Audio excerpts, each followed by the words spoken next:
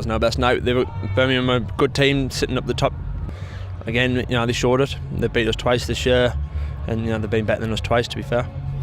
141's always going to be tough to defend, isn't it? It was a really slow batting performance from Durham until I think you gave it a bit of impetus late on. Yeah, no, it wasn't the easiest pitch to bat on. I came in and had a bit of a swing and got away with a few early, so it got me going. But I think it was probably more of a 150, 160 wicket, which the Riverside was seeing scores of 180 plus, so it wasn't the classic free scoring pitches we normally play on. But yeah, obviously we were a few short, and they kind of canted over in the end.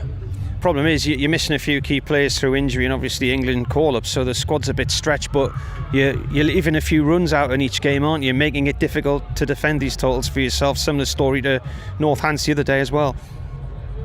Yeah, I would agree. So what is the wicket just too scratchy today? What was the situation? No, I think they bowled very well. They were really seriously good white ball team. They bowled excellently in the power play, didn't let us get away. And then their spin through the middle on a pitch which is was difficult to play spin was they bowled well. They took wickets at the right time. We were just outplayed throughout the game, really. Sometimes you just got to tip your hat. They were excellent throughout. Did you, the likes of Ned, think you'd given something for Durham to bowl at towards the end there when you put the partnerships together? Something to bowl at, but I didn't think it would have been something magical. You look at their kind of batting line-up. They've got some serious white ball players to come in after that still, so they're a formidable batting line-up. I think I knew coming off that me and Ned spoke. There was a stage where we would have to go at 11s to get up to 160, but it was about halfway through the innings, so it was going to be some serious effort with the bat and then still a good effort with the ball. So yeah, I probably didn't think we had enough. Always going to be difficult to defend something like that, but with 3 or 4 overs to go, you were still more or less in the game, weren't you, really? There was a chance it could happen. Yeah, I think we bowled well. We started really well in the power play, like we've been doing quite well this year. But again, have come short. Must be quite tough to be in the dressing room at the moment, and I presume for a young lad captaining for the first time, and Liam Travasca's 23 years old, it must be quite a lot on his shoulders as well. Oh, look, it is. Look, we're trying to help him as much as can. He's got a great cricket brain, Trev. He knows stats. He knows every single stat. He'll know individual batsmen's individual scores from years back. So he knows what he's doing. It's just difficult. T20, there's a lot going on. So the more senior players are trying to get around him and trying to help him as much as we can. But I think he's going to be, give him a bit of time, he'll be an excellent captain, and he's already doing well. He's learning on the job, and yeah, it has been tough for him so far, but he's got our full backing in the dressing room, so I think give him time, he'll learn and he'll be good. And next up, dead easy, Lancashire. They've won again tonight. They're running away with this division again this year. You've got them on Friday night. Yeah, it'll be a tough end of the week, but again, look, I think we're at the stage in the comp now where we need to win everything, so we haven't got a choice. We've got to turn up and compete against another good team. That's all we've got to do. I think one crumb of comfort, Lancashire had won something like 8 in a row on this ground until you beat them last year, so that you can grab hold of that, I suppose. Yeah, it's going to be, again, it's a formidable batting line to come again, so I'll be stressing a bit as a bowler, but again, we've got to come. We can play some serious good cricket. We've shown in patches this year we can. We've got to put a performance out for the rest of the comp. That's all we've got. We haven't really got a choice anymore. We want to qualify, we've got to win. So that was Ben Rain talking to us after the game the other night, and pleased to welcome into the commentary box Scott Borthwick, the Durham County Championship skipper, who isn't playing in this one. And what is the reason for that then, Scott? What's happening? How are you, Martin? You okay? Yeah, I've got a bit of a cyst in my wrist. Yeah. So I've been trying to find time in the schedule to get it injected with a bit of a steroid and get the fluid drained out. So yeah, the time was yesterday. So I got that done yesterday, which means I'm missing tonight, but I should be back for Sunday. So I'm only missing the one game. But hopefully I'll be pain free, because it's actually been quite uncomfortable the last few weeks. So the back of the right wrist, yeah, which funny enough, it actually hurts more batting than actually bowling, because it's more the back movement rather than the cock of the wrist as you do as a leg spinner. But yeah, it's been quite sore, but yeah, hopefully I'm pain free now. I might have to get it done properly in the off season and potentially get operated on, but for now, hopefully that injection has worked, and I'm pain free, so should be ready to go on Sunday. Good. Yeah. Well, they're down to bare bones, Durham, aren't they, with this international call-ups, because Bryden Carson's about to head off to the Netherlands. Liam Livingston, who isn't...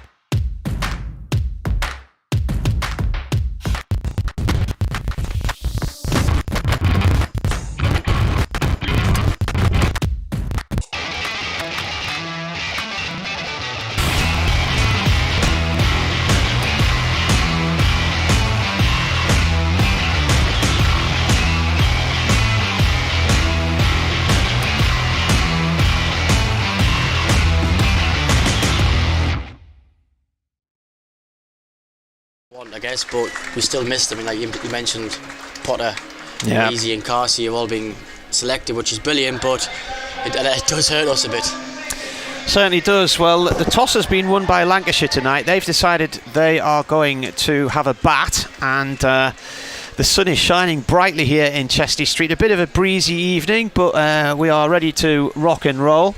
And Lancashire top of the table, and Durham desperate for points. They've only won one at home this season. That was against Worcestershire a week ago on Wednesday. They started the campaign with a victory at Leicester and looked very comfortable that night, but then the following night, as Scott will attest to, Chris Lynn was in fine form for Northants, and the gardens of Wantage Road were regularly visited, including 1-6, which was filmed on a family CCTV system arriving in the back garden. I wonder which 6 that one was. Was that off you, was it? It must have been, because he hit me. There was one he hit me for which I didn't even look. As soon as he hit it, it sounded massive. Yeah. And but he's amazing. Like, what a player he is. Yeah. Well, he's a tough man to bowl to when he's in a form like that on a good pitch at Northampton which was quite a small boundary as well, wasn't it? Gun for hire, isn't he? Right, Paul Coughlin is going to start proceedings this evening. So it's Martin Emerson with you here for BBC Radio Newcastle. Ash Thorpe, the former Durham player, and Scott Borthwick with us as well. And Coughlin has the ball in his hand and a load of zeros along the column next to his name there, because we haven't had any action yet. We are 2 minutes early by the looks of things. It says 6:28 on the clock. So hopefully we will be getting going very shortly. And it is Coughlin who will be bowling first, and the opening batsman, Keaton Jennings, the former Durham man, is on the non-striker's end and has 108. I think they're going to make us wait here by the way till 6:30. The adverts haven't finished. Something like that. I presume Phil Salt's at the other end, because the scoreboard isn't telling us anything at the moment. But yeah, I think it's him, yeah. And Jennings at this end. Yeah.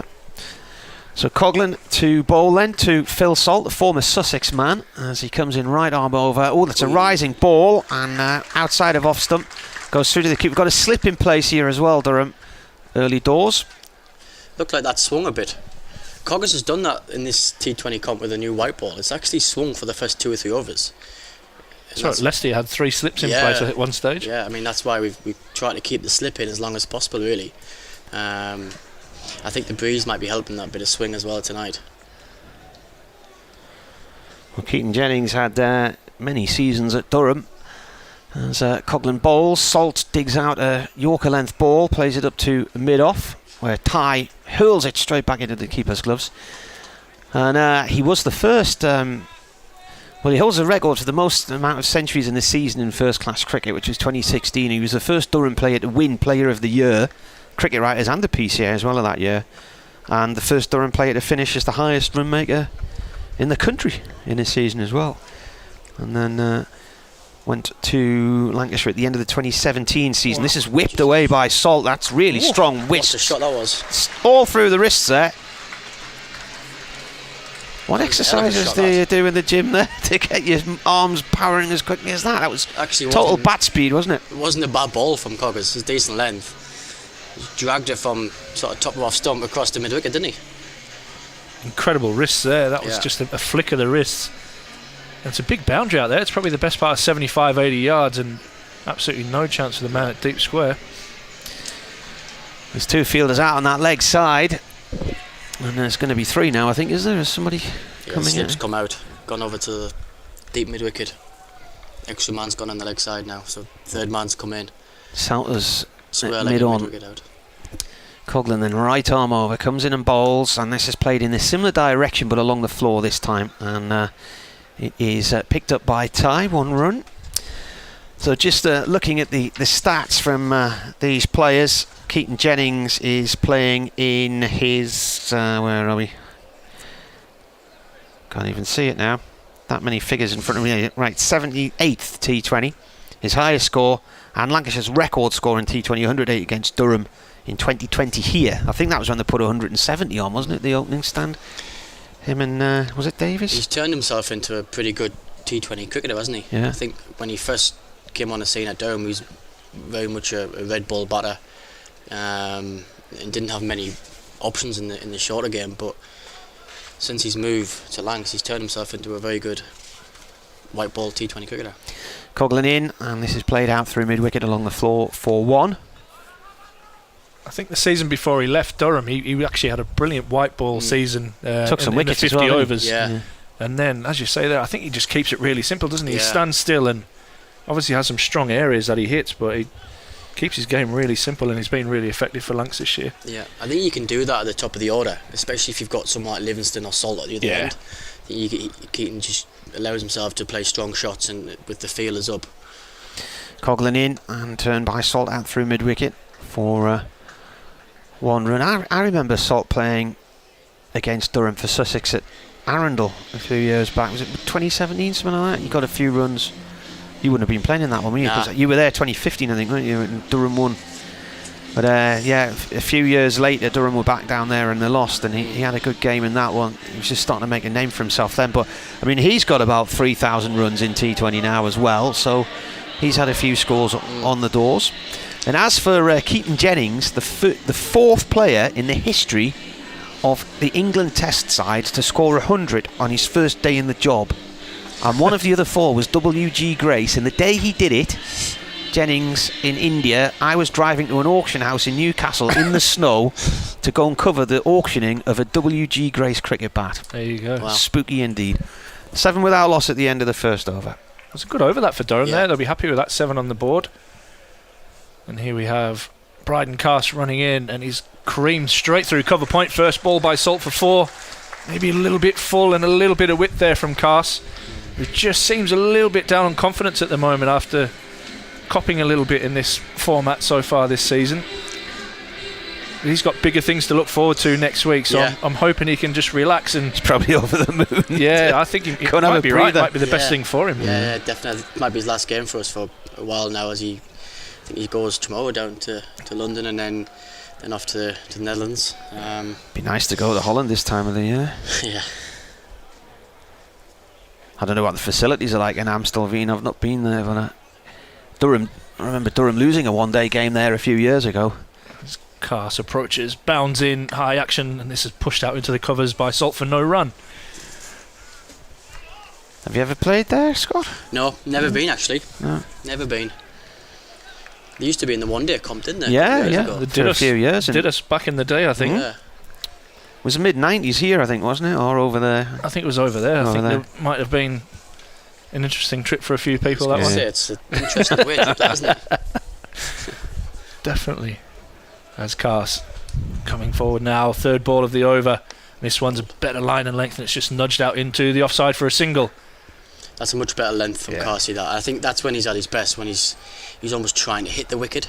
You know, you want him to be bowling almost top of the stumps, looking to nick guys off with that length rather than getting too full. I mean, I always say to him, even in the championship, look, if you're going to get it wrong by bowling a bouncer, because you're fast enough, and you don't want to get it wrong by almost being too full. Sometimes he gets a bit floaty when he's full, do you reckon? Because he's a natural swinger of the ball as well, so he'll try and swing the ball, but like you say, when he tries to go that yard fuller, it is a bit floatier. Whereas, like I say, if he's going to get it wrong, I'd rather him bowl a bouncer, because at least then he's trying to hit the wicket. Definitely. It's Cast now to the left-handed Jennings, and this one's attempted cut from Jennings and through to Robinson. So even that, a nice length, that's what he needs to do. And here at home, I think that creates natural variations of the pitch as well. Well, that there, I think, stayed a bit low, didn't it? Yeah, it did, definitely. The wickets, I don't think it's got the same amount of pace in it as what it had the other night. So if you're looking to hit the wicket like that sort of length, then that, like you say, that natural variation you do get from the pitch. There's Cast, 5th ball of the over, and this one's full and beats Jennings. Maybe a little bit of shape there. And that's just missed the off stump. Excellent comeback from Cast, who went for a boundary 1st ball of the over. Looked like that swung a bit, didn't it? It was a bit fuller, but it looked like it swung. Definitely a little bit of shape there, right in the block hole. Jennings and Salt just having a little chat there, and now Durham just want to get out of this over without another boundary. Good move, that move, and slip into mid-wicket. Absolutely. Just to try and finish this over with a dot or a single and not get hurt too much. And Cast, last ball of the 2nd over. And again hits a great length and line, and that's a dot ball. And Cast gets out of that over very well with boundary 1st ball and 4 dots in the over. And Lancashire are 12 without loss after 2. That's a great comeback from Carty, like you said, to 1st ball to go for 4, and then to run in and hit his length the next 5 balls and only going for 2, which is brilliant, and a great start from us here, only going for 12 in the first 2 overs. So Lancashire this year, Scott, I don't know how much you've watched them play, but very dominant with the bat. Yeah. But also leak a lot of runs, so a lot of their games are really high-scoring games. Yeah, I think they play on some good pitches at home, don't they, Old Trafford? Definitely. And with their batting lineup, you put Livingston into this as well. I mean, he's not playing tonight, but Tim David as well coming in later on, big power hitter. Some damage, hasn't he? He has, yeah. He's playing well. Liam Travaskis then, first over from him this evening, left arm round the wicket, that's lofted in the air and it's away, 4-4 straight back over the bowler and down to the boundary, just down 2 hour left. His best figures are against Lancashire, aren't they? That's a good shot, that. And again, I don't mind Trev Ball in the top 6 though, because he's done it really well over the years. I think it's just, as a spinner, your length's so important if you're bowling in this top 6. Absolutely. 4 for 16 at Lancashire in 2018. We were there that night, weren't we? That's a great shot. It's a good shot. This is a way through for 4 more, and that's Was that a lovely cover drive. Yeah, they lost game? 4 wickets in the last 3 overs or something. Yeah, I remember watching that on TV actually. Yeah, it was funny how it started. It happened because the cameras kept panning in on the Lancashire bench, and they suddenly started to look quite concerned. Travaskis once more. That's a sweep from Salt down towards fine leg. Oh, it's gone for 4 more. And fine leg on the discs couldn't get down quick enough to stop it. So 3 4s in a row to start this over. And Salt's already enjoying himself here. It's a toughie from Liam Travaskis' point of view, captaining the side for the first time at the age of 23 in a T20 competition. And you've got to be thinking on your feet all the time, haven't you? When you absolutely, it's the speed of this game. Absolutely. Left arm round again, and this is up in the air, and that is out. And that is the end of Salt. Travaskis goes for 3 4s and then gets a wicket. Caught at 3rd man on the discs, and he has gone for 23. Lancashire 24 for 1. That's well bowled. Very brave from Trev as well, actually, to keep looking to try and spin it. That actually did look like it spun a bit, didn't it, Thorby? Took the pace off that. Yeah, it did, yeah. As you said, very brave, being hit for 3 4s. Yeah. First 3 balls. Salt looking again to go over the offside, which he'd been successful earlier in the over, and an outside edge and a comfortable catch on the circle. Absolutely, yeah. Clever bit of ball in that. Yeah, that's a massive wicket. That's a great wicket. So tactics-wise, Scott, first ball, last ball, huge. Yeah, huge. I mean, Killer bangs on about it to us. Ballers sort of get in you over, then get out you over. Yeah. You know, if you can start with a dot and finish with a dot, it's massive, like. And also it helps your mate out the other end as well if you finish with a dot. Do you know what I mean? It's almost passing the baton over to your mate and saying, look, I've getting a dot for you this last ball. And you talk about how quick the game moves. All of a sudden it slows down a little bit with the more dots that you get. Absolutely, yeah. This is bedding him with a catch there, by the way, on the 3rd man area on the discs. Yeah, this is a good move, this, from Trev as well, putting a slip in first ball. Being aggressive, being attacking. Stephen Croft, the new man, and this is nudged back past Travaskis. Oh, now he could be run out here if he's not. What happened there? Ned Eckersley tripped over himself. Sniper. He was lining up a throw at the keeper's end, and he suddenly tripped over himself. Got the keeper's arm, mate. I think. Yeah. Saving it. Wasn't sure if Croft was going to fall over on Ned there at one stage. Do like a Samar Patel type slide in the middle of the wicket. Travaskis again. Croft drives out through the covers. No run. Good comeback from Trev, that. Definitely, 24 for 1. You were taking a wicket for 12 runs, I guess. Yeah, huge especially wicket. Like Salt, yeah, momentum that he gets there, as you saw there, in 3 balls. He'd kind of... Durham were on top for the first 2 overs, and then all of a sudden, Lancs within 3 balls were ahead of the game. Travaskis managing to get a key early breakthrough. Yeah. If Durham can now push on and maybe get another 1 or 2 wickets in the power play, and then bringing Tim David and the likes of that in, making them work for their runs rather than coming in and swinging at the end. You're right. I think David's strength is almost coming in with five overs to go and having the licence to do that. But if we keep taking wickets and get him in early, he doesn't want that, does he? He doesn't want to build an innings. Absolutely. Change of heads for Coughlin here. He's going to bowl from the Lumley end. Keaton Jennings just taking his time. 1 from 4 so far. As Coughlin comes in, and Jennings absolutely smokes that to mid-on. Oh. And they've run on the shot there, and AJ Ty, a little bit of a juggle. How close was that? that? That would have been close with a direct hit, and I think you'd have been gone. I think you'd have been gone. And that shows you a few dot balls. Jennings building pressure there. Absolutely.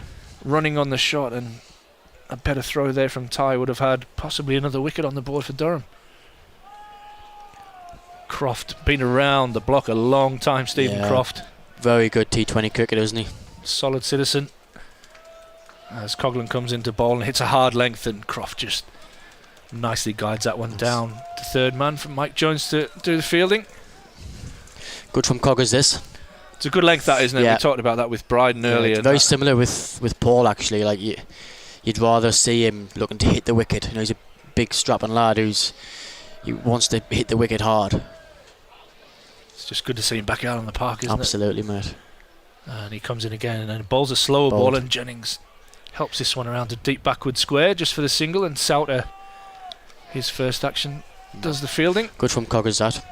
I think that's a good tactic to Keats, actually taking pace off it. And tucking him up a little bit. Absolutely, but because he's a top order batter, he wants pace on the ball.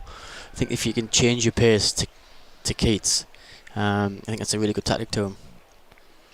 And Coughlin doesn't take his time getting through the overs. A bit of a crowd catch there as that one's chopped down into the floor and out to backward point to Bedingham. How's the back for Bedingham? Is he 100% Yeah, yet? I think so, yeah. Like I said early on, it's just quite a strange season, isn't it, with batters getting injured. It happens though, doesn't it? You talk about momentum in things, and like that's just the bad luck has run all the way through. The schedule as well for us has been an absolute nightmare, hasn't it? It was 7 championship games in a row with 4 big away games as well. Lots of you trouble. forget about the travel. Absolutely, and Coughlin comes into ball. A bit of width off it this time, but Croft misses out as it's great clocked dots out these the from covers. Coggers, great dots. It's a good comeback this after the 3 boundaries there. Yeah. So Coughlin's bowled this over for 3 runs so far, and Travaskis with the last 3 balls of the last over all being dots as well. So this is a huge, obviously, and the wicket. So it's a bit of a turnaround again. Yeah, absolutely. And takes the pressure off himself, really, Travaskis there. He can look around now and maybe look to AJ Ty to maybe squeeze an over in at the back end of the power play. Just going to say that. Maybe AJ might do the next one.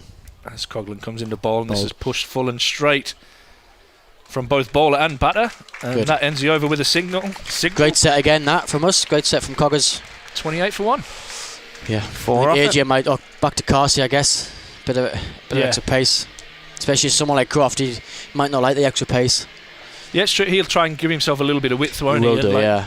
Creep leg side and trying to get his hands through the ball. Maybe looking at AJ, I guess his skill really is bowling at the death, isn't it, with his change up and stuff like that. So it might be saving him for. Yeah, he might get 1 in the power play, I guess, and then maybe he's 1 in the middle and then 2 at the back end.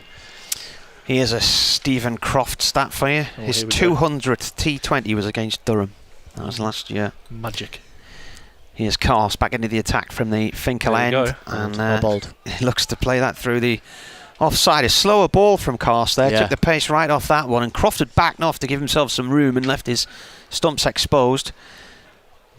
Carsey actually followed him as well, didn't he? Yeah, he did. Back to where, like you say, and actually went into the pitch and followed him, which smart bit of bowling. Looks like that could be the way to go on this pitch. It looks a bit too paced, doesn't it? A little bit of a change-ups and... Certainly the other night, lack of pace was the key, wasn't it? I think Carl's in again, and that's skidded through. It's a wide. It was narrowly wide. As Croft moved across towards his off stump to try and flick one down the leg side there. He's got 4 50s against Durham in the T20, and one of them in 2019 at all.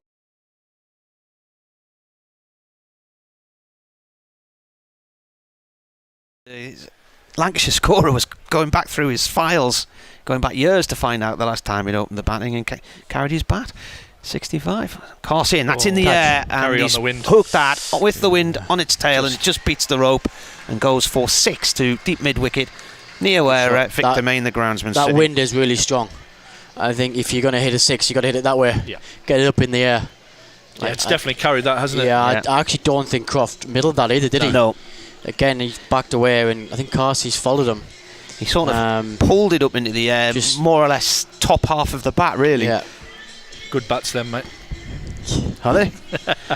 Let's have a look. Which one is it? Is it Kipex? Yeah, of course. Other brands are available. Yeah. Cars comes in again now to Croft. That's Ball's pushed into the offside. That's a Very length good ball. ball on off stump, and it's defended into the offside. And That was more angled in towards leg stump, I reckon. He's Croft's just edging away. He kind of double bluffed him for that wide earlier in the over where he loves to give himself a bit of room. Yeah, no, good ball in that. And this is where we talk about getting out of the over. He's gone for that 6. It's been tidy apart from that. 3 big balls. Cars again bowls. That's on the off stump, cut to backward point, no run there. Tidy lines, a little ripple of applause. Nice little crowd in tonight. I think probably be our biggest of the We're season talking so about far. maybe 5,000 tonight. Yeah, I actually thought it might have been a bit busier tonight, actually. Weather's quite nice, isn't it? I mean, It's warm. generally playing against Lancs or Yorkshire, we get a bit of a away spot as well, don't we? Yeah. Have the North East Premier League T20 started this week? Oh, I've started a few weeks No, ago. they've already been going over. Yeah. Cars in and cut. That's a lovely shot. That's right off the middle. That's 4. That smacks into the advertising hoarding at the front of the pavilion members area, and from bat to fence was about 2 seconds there. Yeah, That was right out the middle. created his own width there Yeah, again. just slightly wide, I guess. I mean, with this field, with 2 men back leg side, you almost need to try and hit the stumps, doesn't you, and be as straight as possible. Length was there, but it was just a little bit wide, I reckon. But Got nice his shot. answer up beautifully. Yeah, nice shot. 10 from the over off the bat, plus the wide, and the rest's been dot balls. Slower ball this time. Go for a quick single off towards the covers. Rain fields it. And that is the end of the 5th over. 40 for 1, Lancashire, having chosen to bat here on BBC Radio Newcastle. A man to go. Phil Salt was on 23 when he clipped a ball from Liam Travascus to David Bedingham at 3rd man on the discs. So they were 24 for 1 then, and they're now 40 for 1. Croft has 13 of those. Jennings only has 3, but he's only faced 6 balls. But Croft's the one who's had the strike on that over. It's a big over in the context of the game. This last one of the power play, and if Lancashire end this one down and around the 50 mark, they'll be very, very happy. But if Durham can sneak a wicket, 45 for 2 would be a bit of a win for us, I think. I agree. And AJ Ty into the attack from the Lumley end, and he bowls a slower ball, first ball right in the block hole for a dot ball. Excellent start. I like you say, this is a big over in the context of the game, so give it to your most experienced man, give it to AJ Ty. He's a very, very good T20 bowler, and so give the big overs to your big dogs. And like I say, hopefully we can sneak an extra wicket to hit. Is this Operation Save Big Dog, is it? Yeah. As AJ comes in again and hits a pitch hard, and that's swung away over mid-wicket. 4. And it'll go 1 bounce for 4 out towards the electronic scoreboard. Commentators cursed that, called him a big dog, and gets hit for 4. How's he been around the group? He's been brilliant. Do you know him at all? Yeah, very well. Yeah, he's a great man. Like I He said, had a few years at Chesley Street, yeah, he didn't he? did. Yeah, he loves the North East. He does. Absolutely loves it. And like I said, he's got bags of experience in this format, in like team meetings and stuff. He's very vocal, and he's been brilliant. Great stuff as he comes in again. Another slower ball. This one's pushed to mid-off for a single by Croft. Lancashire 45 for the loss of 1 wicket.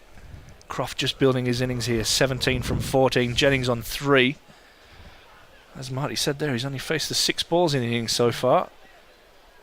Sometimes that just brings its own struggles, not getting much rhythm, getting on strike. Yeah. And will he look to just get out of this power play and build through the middle overs, or will he look to go big here as AJ Ty now comes around the wicket to the left-hander?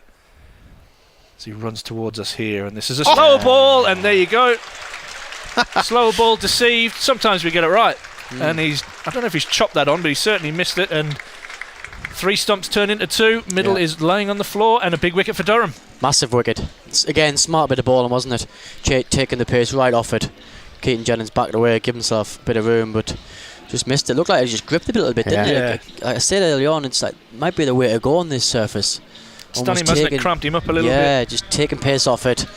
Looks a bit too paced, but yeah, massive wicket like we said. If we can sneak a second wicket or even a third now in this power play, it'll be a win for us. Absolutely.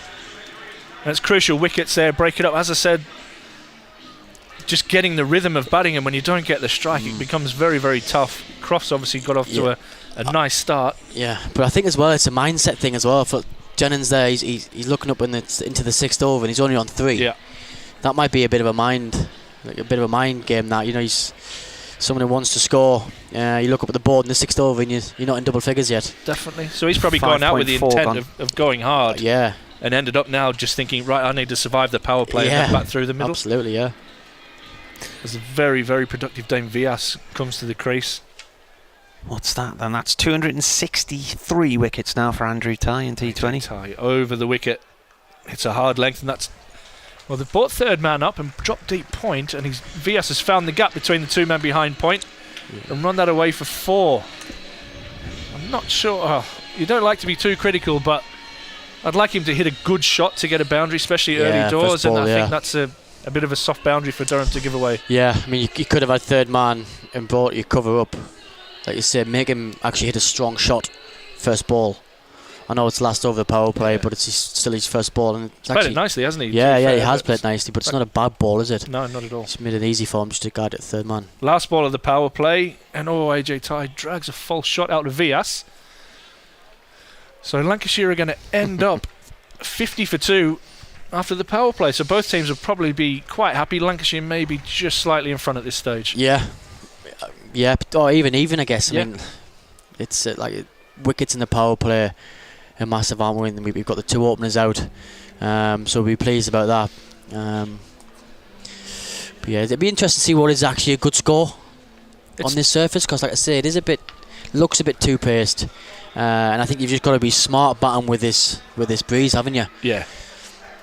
So talking about the breeze, we're going to bring Souter now into the attack from the Finkel end. The breeze blowing right across towards his leg side. Breeze actually might help a leg spin here with that drift. Bit of drift in. A little bit of spin. He's done quite well for Middlesex over the years, hasn't he, in T20 cricket? I like what I've seen. He's had a few wickets. Ball's very straight, very flat. 73 wickets in 76 matches, I think it is, something like that. Here he comes. First ball nudged away by Vyas out towards mid-wicket for 1. It's one of those modern-day leg spinners that drives the ball hard into the pitch. Yeah. Ball stump to stump. You've almost got to be like that now, I think, in T20s. And they'd be daft enough to be a leg spinner. Well, exactly, yeah. How have you found that to adjust from red ball to white balls? Oh, it is tough because...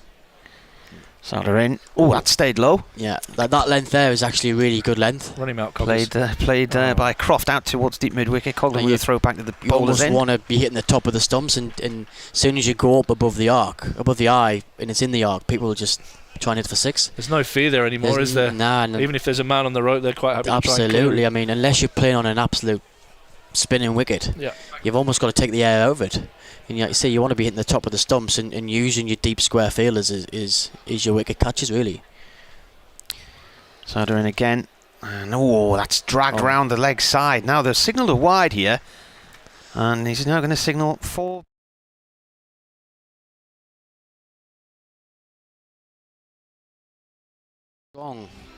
Going down to leg side, and the drift and the breeze is actually taking that leg side. Robinson's not very happy behind the stumps. But from what I saw on the replay there, he must have clipped the pad, I reckon. Didn't bounce a lot, which is going to make it tough for the keeper to start with. Absolutely. Souter again, and it's the same attempted shot again, and this time it's off the middle of the bat, and it's a sweep, very angry sweep around the corner. Tight line for 4 more. It's a good shot. These guys just a little bit too straight, just a little bit too straight, isn't it? Like I say, I think it's probably the breeze which is causing that, I think. Just see the flags and the trees blowing from here, can't you? You can see how strong it is.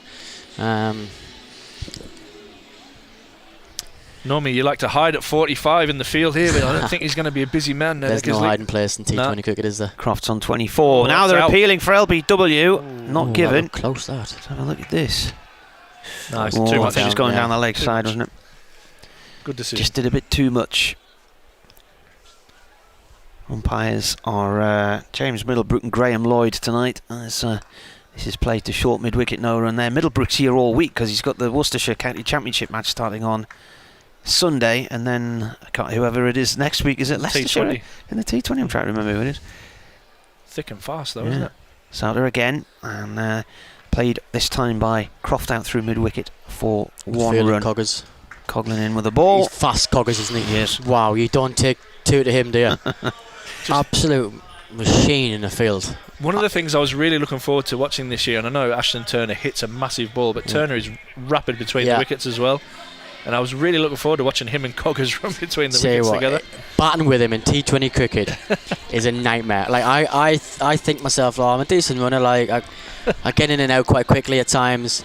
But batting with him, you need to give yourself a massive head start. It's ridiculous. Do you see what Rainey did the other day? He ran one short.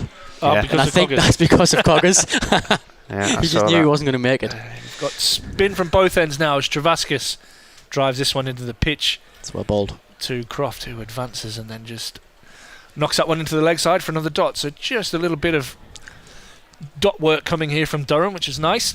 As Travaskis again, and Croft drives that one out into the covers.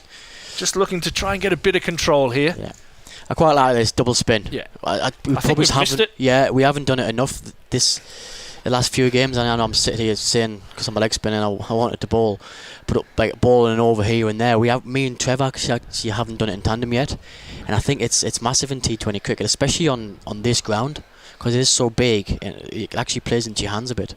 As Travaskis comes in and gives that one a bit of air, and it's hit nicely through the covers, and I think that's going to go all the way for 4. Just a little bit of width there, and to be fair, Vias has given himself a little bit of room outside leg stump and hit that beautifully. It's a good shot.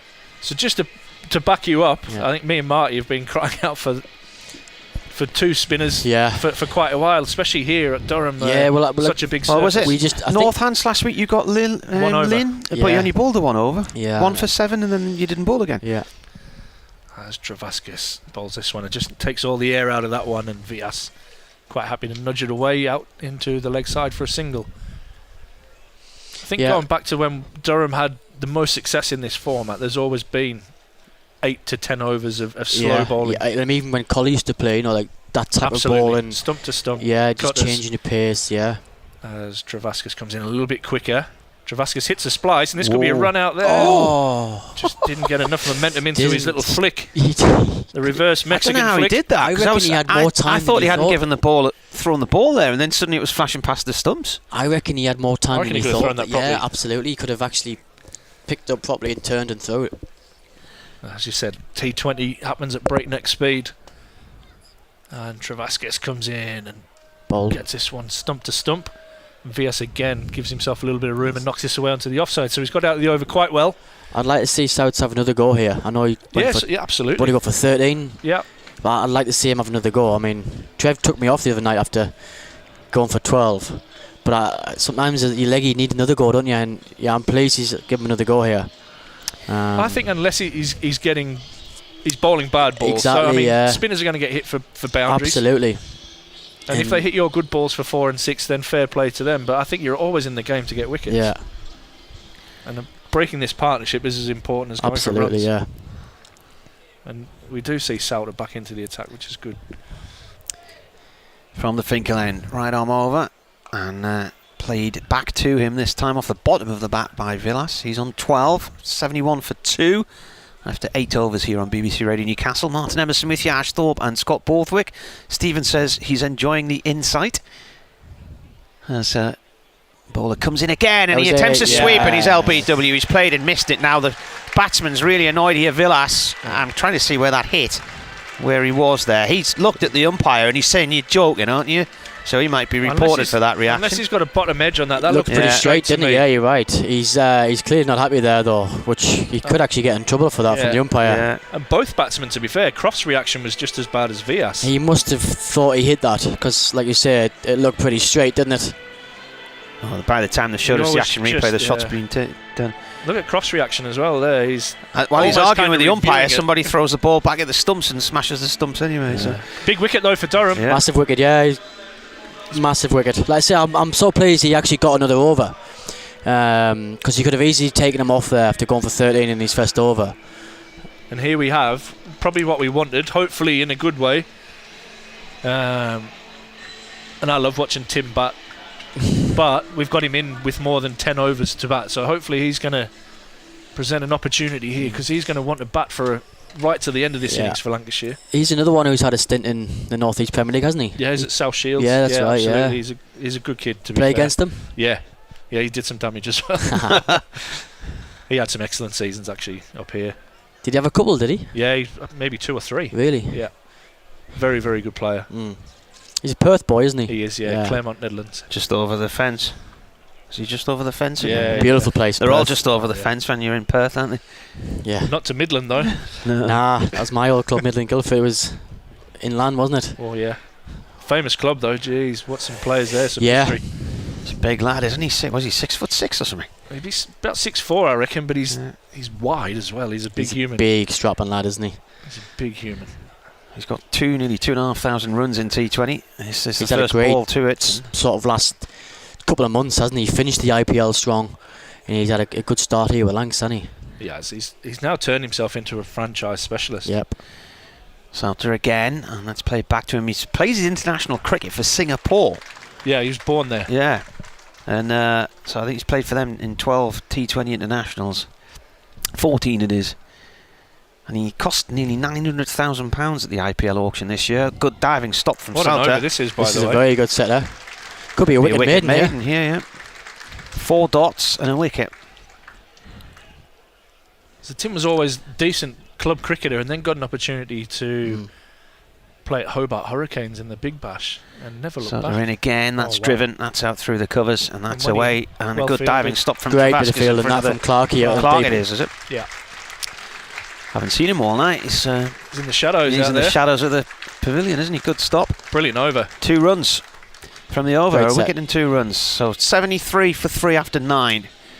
Yeah, and just going back to Dave there, he's now in the position where Australia are looking at picking him in the T20s, which is incredible from where he's come from. Yeah.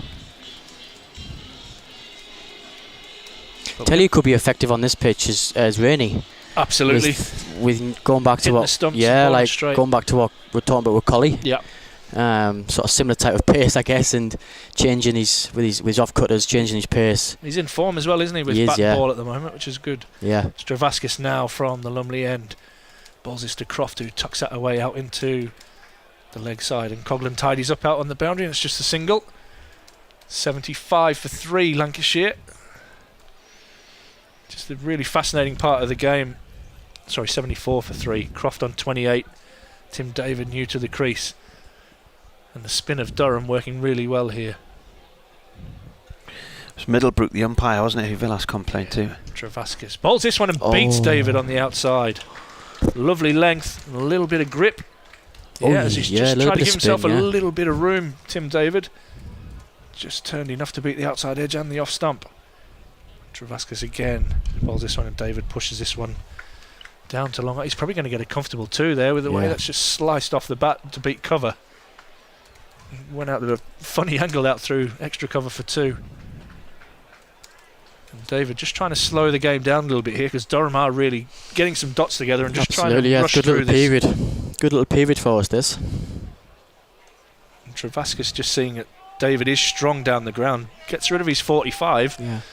And if he wants to paddle sweep, let him. Yeah, like you said, he's a big lad. I don't think he's going to get down and sweep it and paddle sweep it. He wants to hit strong shots down the ground. Definitely. And he comes in here and he chops that away square of the wicket for a single. Wouldn't like to be fielding at short extra cover though. I was telling some people the other day when you were having a hit in the indoor nets and we were in there slinging it, the way that that ball comes off the bat, it absolutely rockets off. Yeah, the bats these days. Class. And Travascus again hits Ball a good play, length. very good. And again, single down 2, long off. Travascus racing through this over. There's 1 ball left of the over. There's a question from Stephen that I'll put to you, and he asks, can you ask the guys why Durham haven't been able to produce another collie type medium to slow pacer for 2020 cricket? Is there anybody like him coming through the system? We saw a little bit of Luke Duneath, didn't we, last year in the one-day comp? Was similar style, wasn't he? Similar type of bowling. He's another one who's been injured as well, hasn't he? Yeah, he's struggled a bit with injuries. David knocks this one down to long off for a single to finish the over. And Lancashire 79 for 3 at the halfway point. Yeah, look, I mean, Rainey is very good at that, I think. Changing his pace and bowling stump to stump, very much like a collie. But yeah, we normally just create big fast bowlers, don't we? It's a decent conveyor belt of those going through, with obviously Potter being the last one on. But you look at, in this current squad, you've got Carse and Wood and Potts all involved in the England setup, which is incredible. Stokesy obviously gets it through as well. He's probably England's quickest bowler at the moment. Yeah, he is.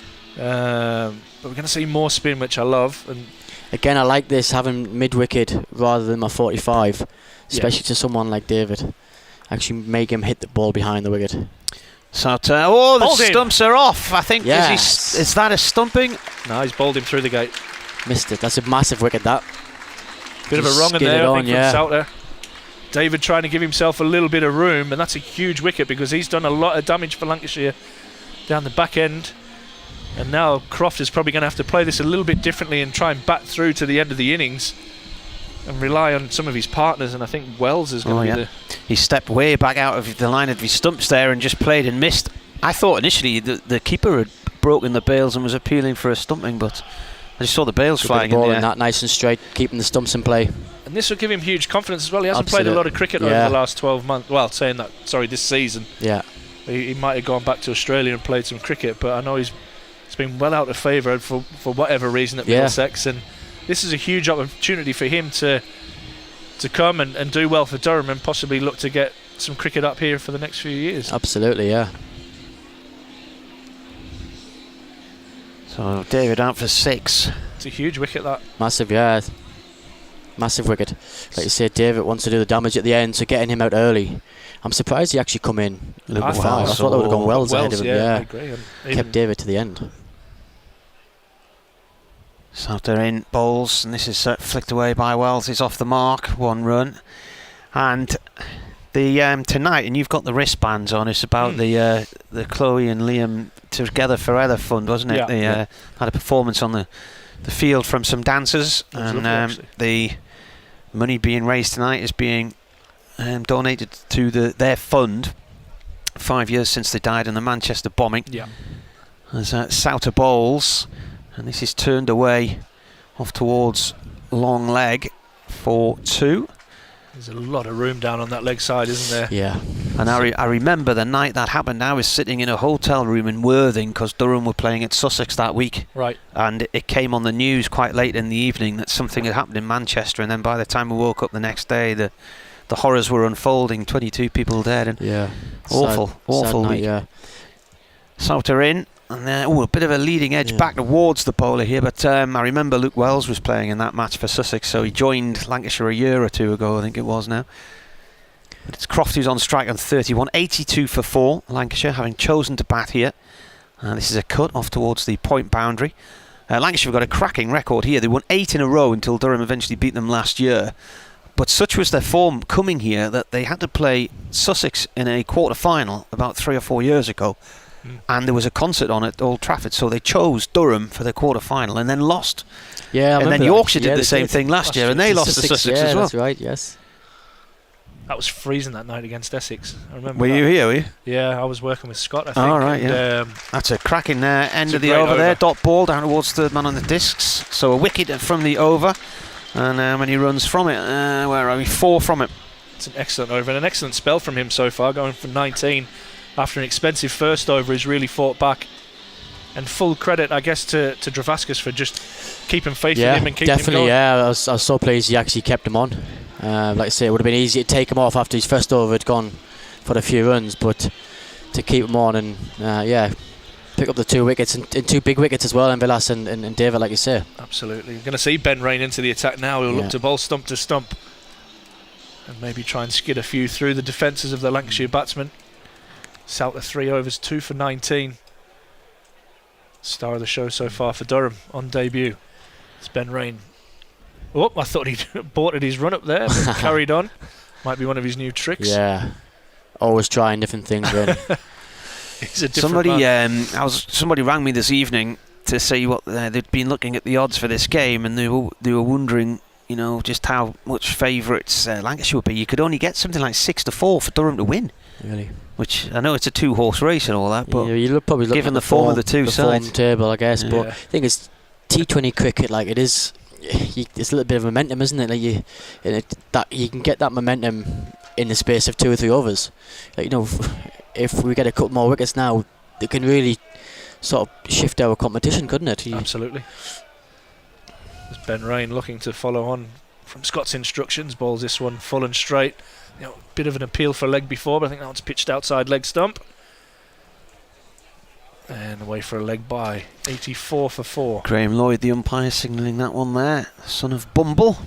Did play for England briefly in one-day cricket and said it was nothing to do with the fact his dad was the coach at the time. That was how I got into Whitburn seconds as well. As Ben Rain with this bizarre random run-up now that he's got. He runs in, slows down and then accelerates again, but it's a dot ball. It's working so far. It's even slower than normal, isn't it? I haven't seen him do that before, have you? No, I haven't actually. Like I say, he's always trying different things, especially in the shorter format. He was quite successful last year in the 100 as well, wasn't he? Like, yeah, definitely. Just trying different things and playing around with his skill sets. Taking all As the he comes pace in and takes a pace off the ball as well this time. It's cut out to the boundary, and Southland does very well to prevent a second run there. It's got an interesting, a little shuffly sort of running action, Yeah, but it's Nathan quite Southern, fast, hasn't isn't it? he? Yeah. And his legs shuffle along, but his arms are going 100 mile an hour. Do you reckon he's copying Potsy here? Because I Potsy tell you does what, that a little he bit, reminds doesn't me of a lad at school called Peter Clark, and I could never beat him in the 100 metres. I was always just slightly behind him, and he just went along at a rate of knots, glided along the surface. As Rain comes in again, and this one's hit off the back foot Balling again. into the covers. But Durham just got a little bit of a squeeze on here. Absolutely, yeah. 86 for 4, 1 ball remaining. Might be a good time to get one of the faster men on next, I reckon. Maybe it's Carsey or AJ. Because if we do get another wicket here, You're right into maybe that middle maybe lower order, get aren't you? Carson on with a slip in, be a bit aggressive. Because if we do get another wicket or two here and get them sort of 90, 100 for 6 or something, we're actually right in it, aren't we? Absolutely. As Rain now comes round the wicket and Wells clips this off his pads. Out to deep mid-wicket and Southern mops up. At the end of another excellent over, 87 for 4 after 12. BBC Radio Newcastle with you, and Elizabeth's emailed. Who's coming on? AJ Tide. Ty, come back on. Trev must have read my mind. Get the signals out, mate. Elizabeth says, good evening, gents, from Hamilton in Scotland. She said, Josh Franklin's certainly taken on board after the comments on Wednesday evening regarding how boundaries were recorded. But could he now please alter the way wides are noted, as currently when the graphic is used, the commentary stops briefly. I hope he's listening. He is hoping that Durham record a win tonight. Thanks for the email, Elizabeth. It's an unusual one. I think he was the most disappointed in me rocking up tonight, Josh. He absolutely loved it the other night. Ty then got a wicket with his, what ball was it earlier? 4th ball, wasn't it? Round the wicket he comes. Slower ball, it's a wide down the leg side. Too slow, in fact. He lost his line there.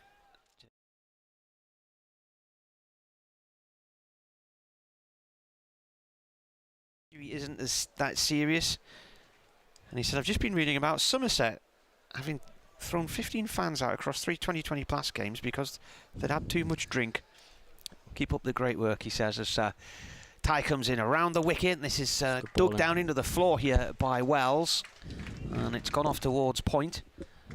Wells got a massive score against Durham in a first-class match, 258 at Sussex at Hove in 2017. He'd have a decent record against Durham. I remember him getting a couple of hundreds for Sussex against us. He always tend to do well against us. That's a long time, doesn't he? He does, yeah. Ty in again. Bouncer, yes. ducks out the road of that one. Don't see enough Who of that. was the... there was a South African guy at the other end who also got 100, who's still at Sussex. Played against Durham a few weeks ago when I was at home with my bashed in head. Can't remember his name. Played for who? For Sussex. Was it not Van Ziel or something like that? Oh, no, he's not there anymore, is he? He's gone, has he? Yeah. Right. Well, him and Wells put on a massive partnership that week. Another short one from Ty, pulled away off towards deep. Good ball in that. Square leg. Yeah, for one. and also that's hitting into the wind. Yeah. So you're actually making him hit shots into the wind, into that strong breeze, which is actually quite smart bowling. And still quite a big boundary that side as well, isn't it? You're probably looking at 70 yards. Absolutely. Probably about 100 into that wind. It's definitely a 2 golf shot club, isn't it? For me. Yeah, fairway wood. I'm trying to remember what the partner was like 300 and odd the partnership he put on. In comes Ty, driven back towards him, couldn't quite grasp it. It'll be a 1 run here for Croft. He moves on to 35. Ball played up to mid off. Again now, only 2 off this over. Sorry, 3 off the over. Yeah, with the wide, 2 balls remaining, and just talked about it earlier. Get into your over, get out of your over now. And if this doesn't go for another boundary, then I think you're looking at around the 100 mark after 13 overs, really, as a batting team. And you would have to say 4 wickets down. Durham sneaking their noses in front at the moment. Wells on strike on 3, skies this, and this should be out. Should be caught. Jones is coming in from long on, and he's taken it. That is the end of Wells. He's gone for 3, 90 for 5. Yeah, good bowling from AJ. Very good Ty, bowling, yeah. making him hit long into the breeze. Yeah. And as soon as that was up, the breeze was not letting that go. Mike Jones actually had to do a little bit of work running towards the ball with it holding up. And in the end, judged it beautifully. Good catch, yeah. Good catch. But again, smart bit of captaincy from Liam there, just to get one of your strike bowlers on, recognising that it's actually quite a big part of the game here. And let's say getting your strike man on to get another wicket, because look, 5 down now, it's we could actually get a couple more wickets and really hurt that back end and stop that onslaught towards the end of the innings, you know, if you keep taking wickets.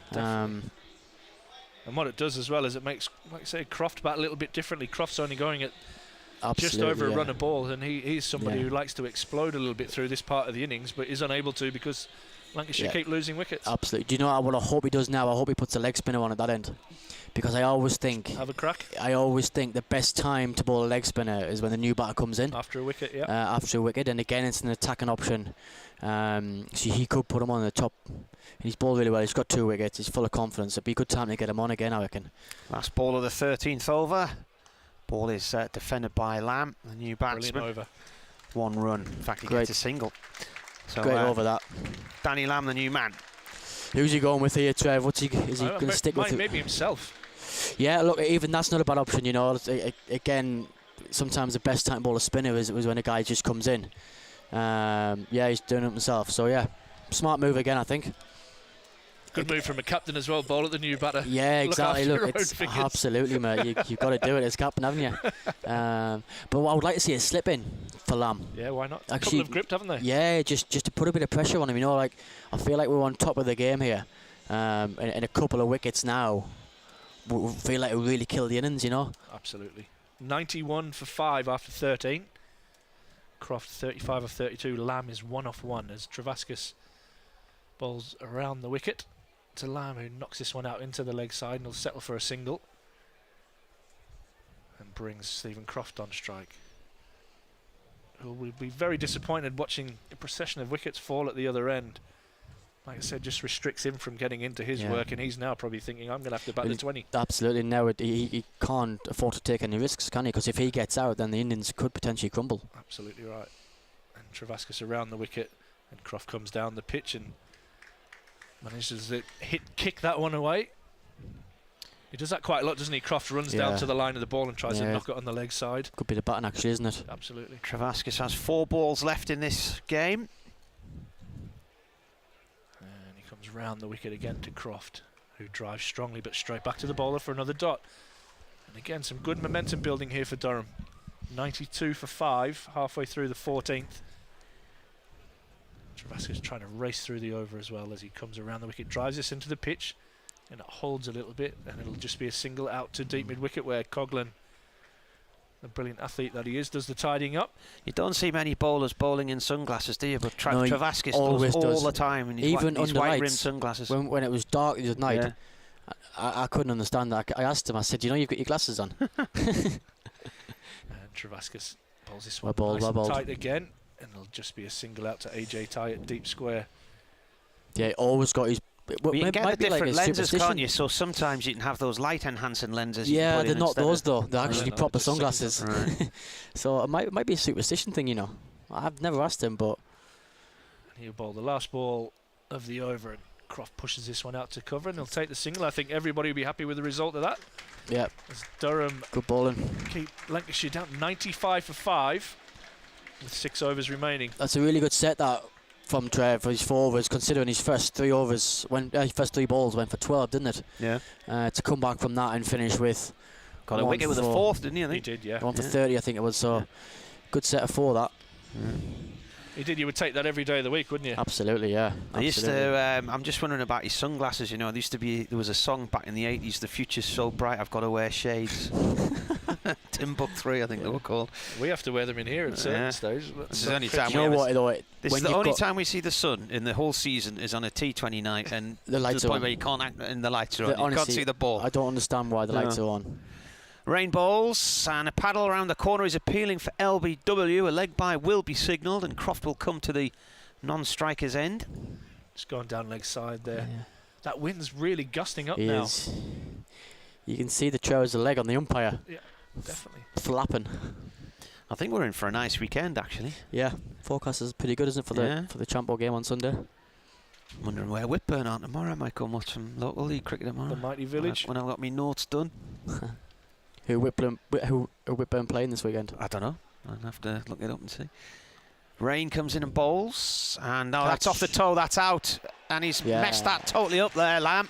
Looking to ramp one, and it's come off the toe and gone off towards backward point. I think Eckersley was out there with a catch. Bedders. Bedders, was it? Yeah. So I was wrong. Was it 96 for 6 now then? They're the kind of shots, aren't they, where you look and if that comes off, everybody goes, that's Yeah, a brilliant shot. But it's Yeah, that's Durham's pressure at the moment, I think. absolutely. Yeah, it's causing them to make decisions like that and play poor shots like that. But to someone like Rainey, who's taken the pace off it, there's probably never going to go for 4 anyway with that, I agree. with such lack of pace. Yeah,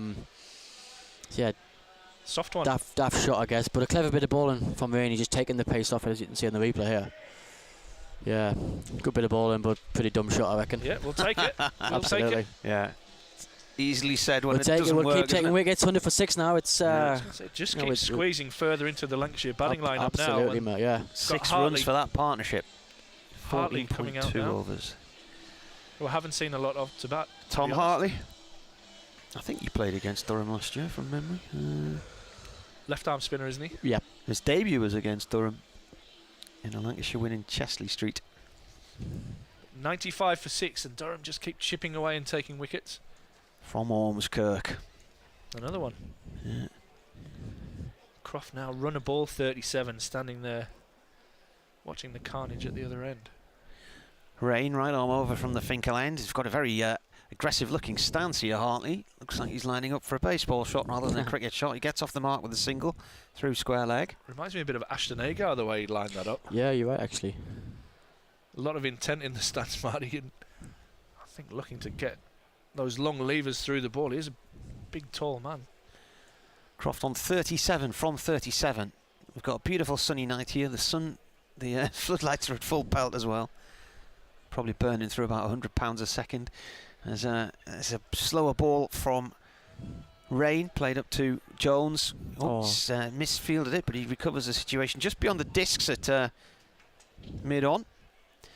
They have to have the lights on, don't they? Yeah, I've never part of the understood it, to be regulations, honest. but I think they have to start with the lights on, but yeah. it's if it's glorious blue sky, sunshine, you don't need extra light. It's a cracking day. I'd be in the Yeah. back garden right now, Yeah, soaking exactly. up It some was the same rays. at North Anns. Remember Yeah. a few weeks ago, we played down their place, and it was Yeah. the same. You just don't need the lights on Yeah. when it's blue skies. 98 for 6. Rain in and balls, and it's gone towards backward point of Hartley. No run. But maybe it's something they can look at. But to be fair, they keep going on about how you can make small changes. I'm not an environmentalist by any stretch, but maybe even if it's halfway through the innings to say, Yeah. well, halfway through the game to say they must be on for the second half Yeah. at least. There's absolutely no need for them at the moment. It's not. It's I'm beautiful. sitting It's indoors with sunglasses yeah, on. yeah. Yeah. Rain bowls, and batsman comes down the track to him, Hartley. 1 run. There's quite a bit of dust came up there as he played that out into the covers. Travaskis retrieves the ball. Top set again, that. 3 from the bat and 1 leg by from the over. 99 for 6 after 15 on BBC Radio Newcastle. So huge 5 overs left here. But the best part is for Durham that none of the Lancashire power players, apart from Croft, are left.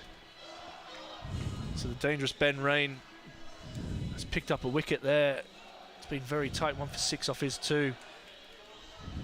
And we're going to have the leg spinner Souter back into the attack to bowl his last over. He has 3 overs, 2 for 19, been very impressive after getting into his work. His first over a little bit expensive, then picking up 2 key wickets.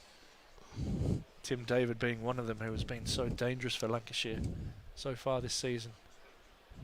He'll bowl right arm over the wicket to Hartley from the Lumley end.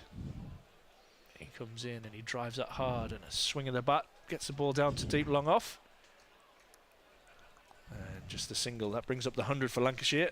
15.1 overs. And Marty will be scribbling that down. Loves his stats. What was it? 100 from what? 15.1. 15.1. 100 for 6. Durham will certainly take that.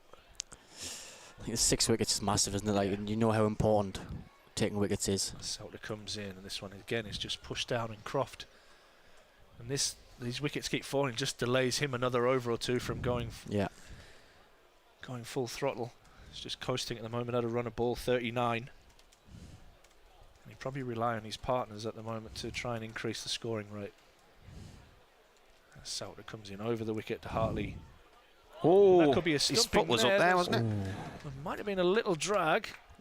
There's a tiny bit of work from Robinson to brilliant, absolutely brilliant keeping that. He's been brilliant since he's come in, hasn't he? He's tidy, isn't he? Yeah, he's got great hands. And Souter drives he's out that pitch, time. and that is out. He's run straight past one, and Souter picks up his 3rd, another wrong, and he's pushed that right across the left-handed Hartley, who comes down the pitch, swings at nothing but air, and Robinson comfortably takes the bails off. And he, like you said there, he's done really well since coming. Yeah, he has. Good bit of keeping, wasn't it? Probably looked to be busy again with the bat tonight, but very, very tidy behind the stump. Absolutely. I think as well, like, the biggest credit you can say about him is he's actually gone unnoticed as a keeper, and that is always a good thing as a keeper, isn't it, when they just go unnoticed and just do their job. And but now he's been brilliant. He's got lovely hands, really fast, sharp hands, as you can see there on that stumping. And very tidy with the bat as well. He's a good all-round package. He's a very good cricketer. He's sitting. There's got a lot of keeper batsmen down at Kent, haven't they? Which has given Durham to loan him.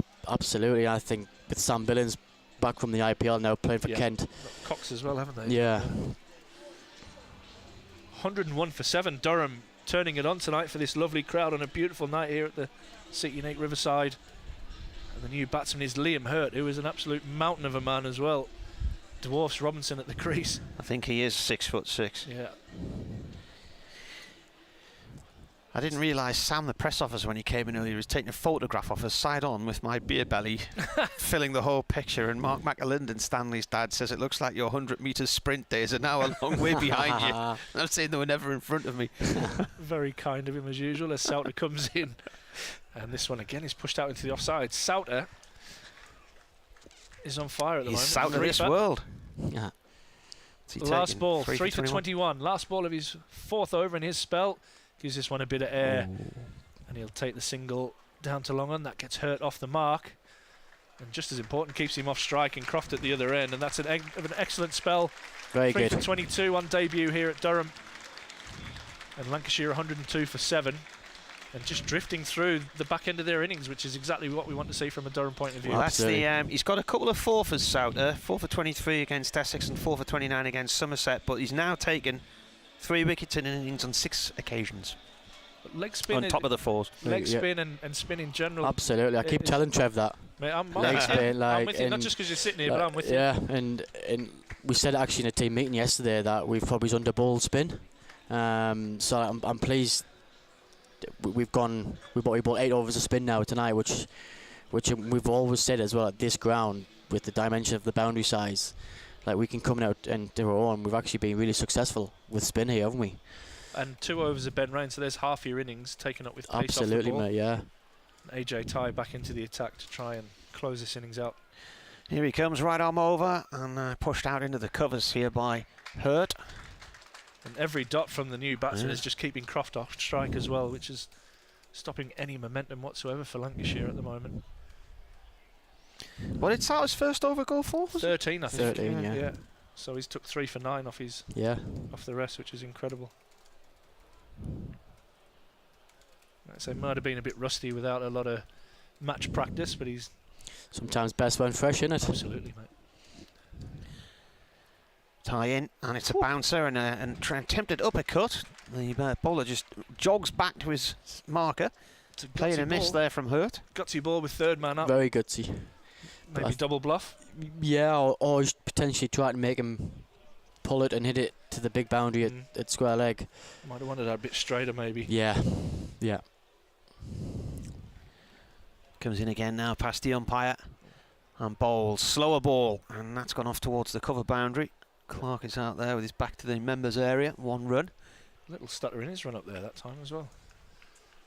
It's really hard to track the ball at the minute, isn't it? Even with the sunglasses on, it's because the sun is so bright on the field. The field's a very, very light green, It's got a shiny good glare, green, Yeah, and there's a lot of glare out there. I think this is one of the glariest grounds around Yeah, the circuit. yeah, to be you're fair. probably right, actually. 103 for 7, tie in, and played Clever. ball. Nice shot, played behind, Very back good with shot. point and away to the third man boundary for 4 by Croft. Yeah, good bit of batting that from Crofty, wasn't it? Smart shot. He's edging towards yet another half century against Durham. Did I say he'd had 4 already? I think so. Yeah, really, 4. Highest score.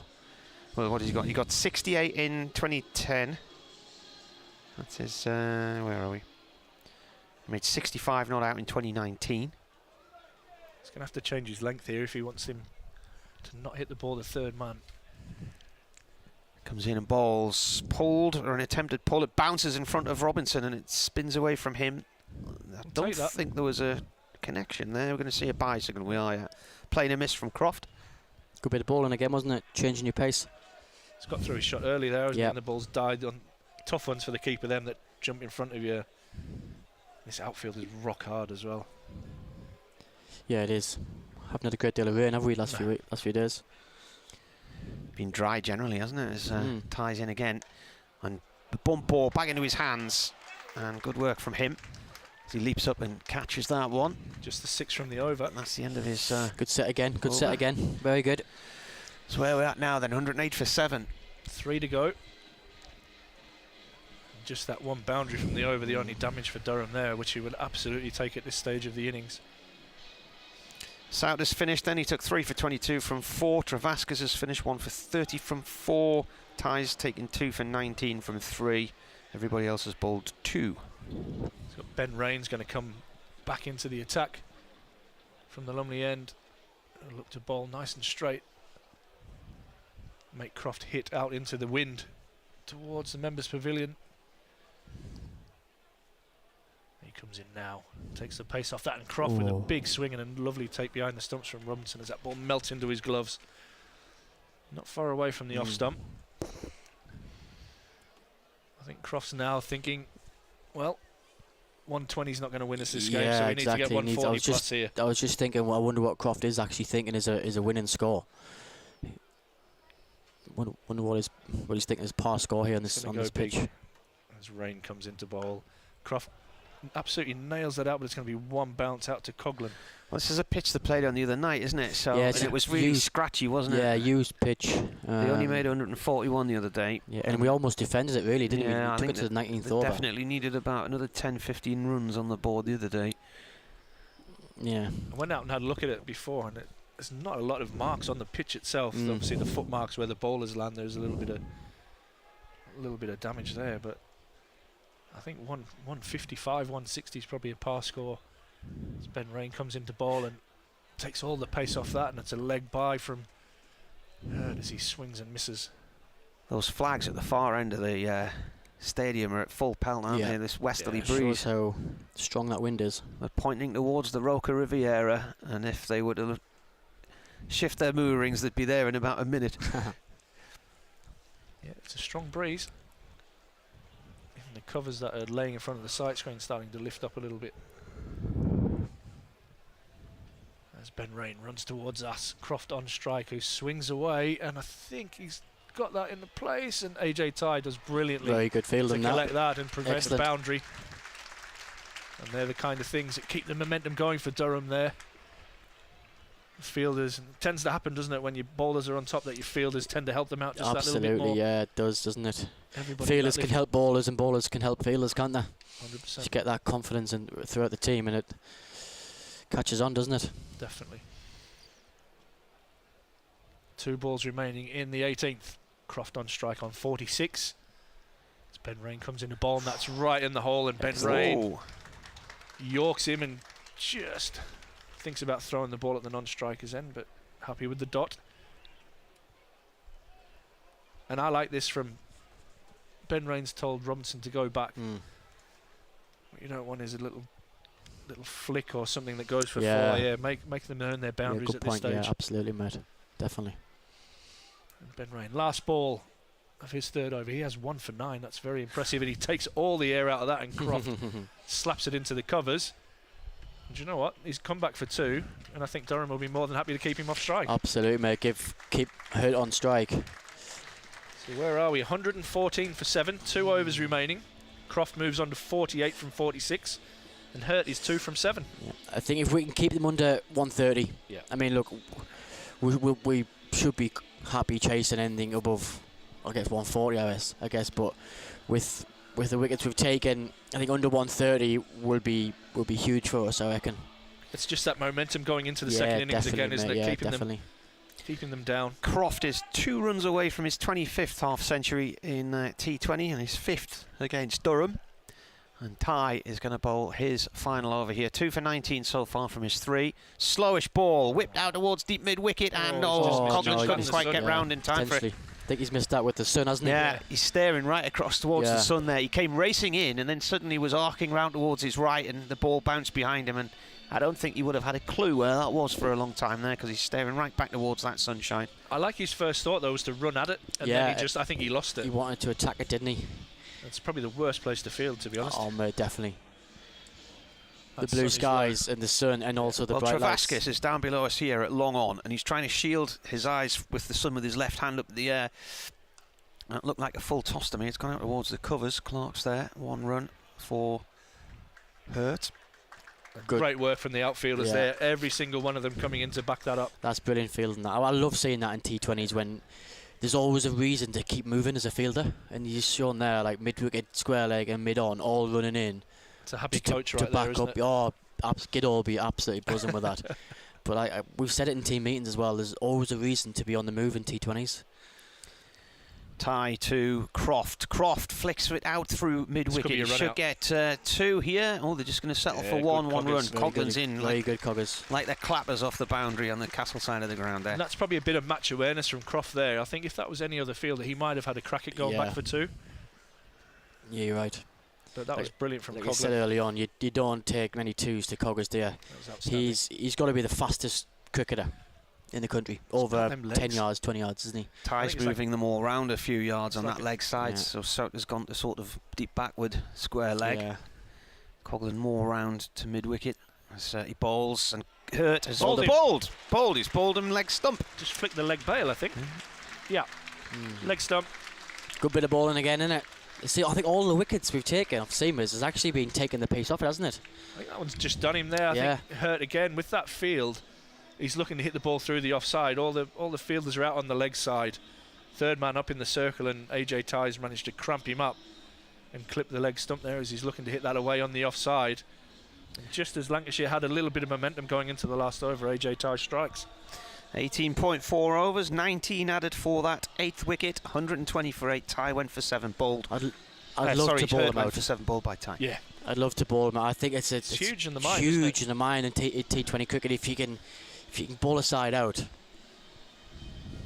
Yeah, it does, and the opposite way as well for Lancashire. Be thinking, We've turned up to Durham here where our season's absolutely flying, and we've been knocked over for 125, 130. Absolutely, mate, definitely, yeah. Just deflate them a little bit going in the second half, and they might already start thinking about writing the game off. Yeah. Now here's a little link for you. Richie Gleeson's the new man, and the music you can hear being played at the moment is Wigo back on the decks, and he is now the head of cricket at Myerscough College in Lancashire. We weren't going to talk about that. And Gleeson works 2 days a week with them as a coach on that cricketing project there.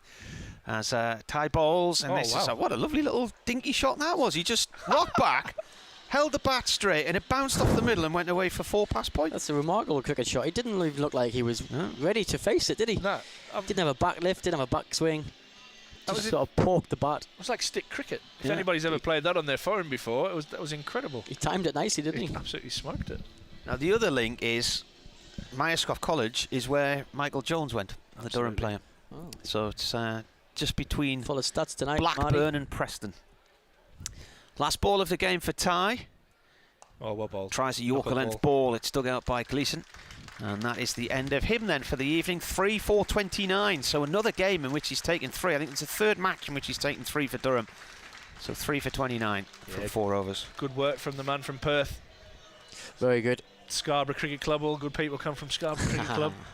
Well, like I said early on, he's the big dog at T20s, and he's proven again, isn't he? Just how good he is.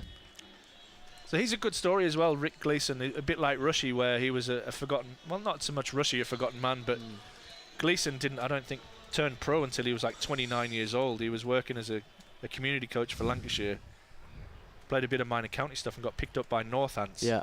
And then Lancs all of a sudden have gone, hang on, this is one of our own here, and yanked him Got him home. back, yeah. Which is He can brilliant. bowl fast, can't he? Yeah, he gets it through. Gets it through as Ben Rain comes to bowl the last over. This one slapped out into the covers, and Croft turns down the single because he'll probably want to face as many balls as possible here. Lancashire 124 for 8, 5 balls remaining. Yeah, he's had a bit of stress fractures a couple of years ago, but he's come back strong, Rick. He's a lovely lad. I did my coaching badges with him, actually. Okay. Yeah, he's a good fella. It's Ben Rain. Bathed in sunshine. Hits the pitch hard, and this is a slower ball that's slapped out into the vacant area out in front of square on the leg side for 4 and brings up his 50. His 5th against Durham and his 25th in T20. Been waiting for that, haven't you? Yeah, I wrote it down ages ago. He's anchored the innings, hasn't he? Yeah, he's played really well. I think He has, Lancashire yeah. struggled without him, and you can even see from his body language a little bit that he doesn't feel that kind of Lancashire have done enough here. 128 for 8, and no real acknowledgement, a little bit of a sarcastic, I guess, fist pump towards his own mates in the dugout. But if he can get another couple of boundaries here, then Lancashire might just have a little bit of chance and create some momentum going into the halfway stage. Ben Rain. Slower ball, well bowled. Umpire thinking about giving that's it a another wide. great dot ball. And it's well within the Good blue decision stripe, from to be the umpire, fair. that. Yeah. Croft, Good decision. Great Croft ball. just going, that's exactly where I didn't want you to bowl that. Yeah, and I think as well, going back to that strong breeze, he's actually making him hit the ball to the big boundary as well. Yeah. Got 2 men behind point, Yeah. short third man. Coggers is well in front of square out there. As Ben Rain comes in the ball, and this one's top edged, Catch. and Oh, it's might gonna just be going to safe, land isn't it? safe. What they don't want is a second run here. They're going to come back, and is Croft going to make it? He is. That's not a great bit of fielding from Bellingham, who acknowledges that fact, to be fair. He might have been better off letting AJ Ty run onto that ball and throw it in. But he's tried to take responsibility, and his throw went a little bit wide, and Croft manages to get back on strike. Lancashire now 130 for 8. And a big 2 balls here. You don't want them to get to 140. No. And to be fair, Durham would be happy. Only 6 off this over so far. But again, it's now how does Ben Rain get out of this over, and how does Durham get out of the innings? Comes over the wicket to Croft, and he takes a pace off, and he's hit that high. Catch it. It's into the breeze. AJ Ty settles under it and takes a comfortable great catch. And just as Scott was saying, he wanted to make him hit into the breeze. I think Croft's got a decent piece of that, but it's never going to go for 6 on that side into that strong breeze. And AJ Ty takes a comfortable catch. Yeah, well, he did take that comfort, didn't he? Yeah.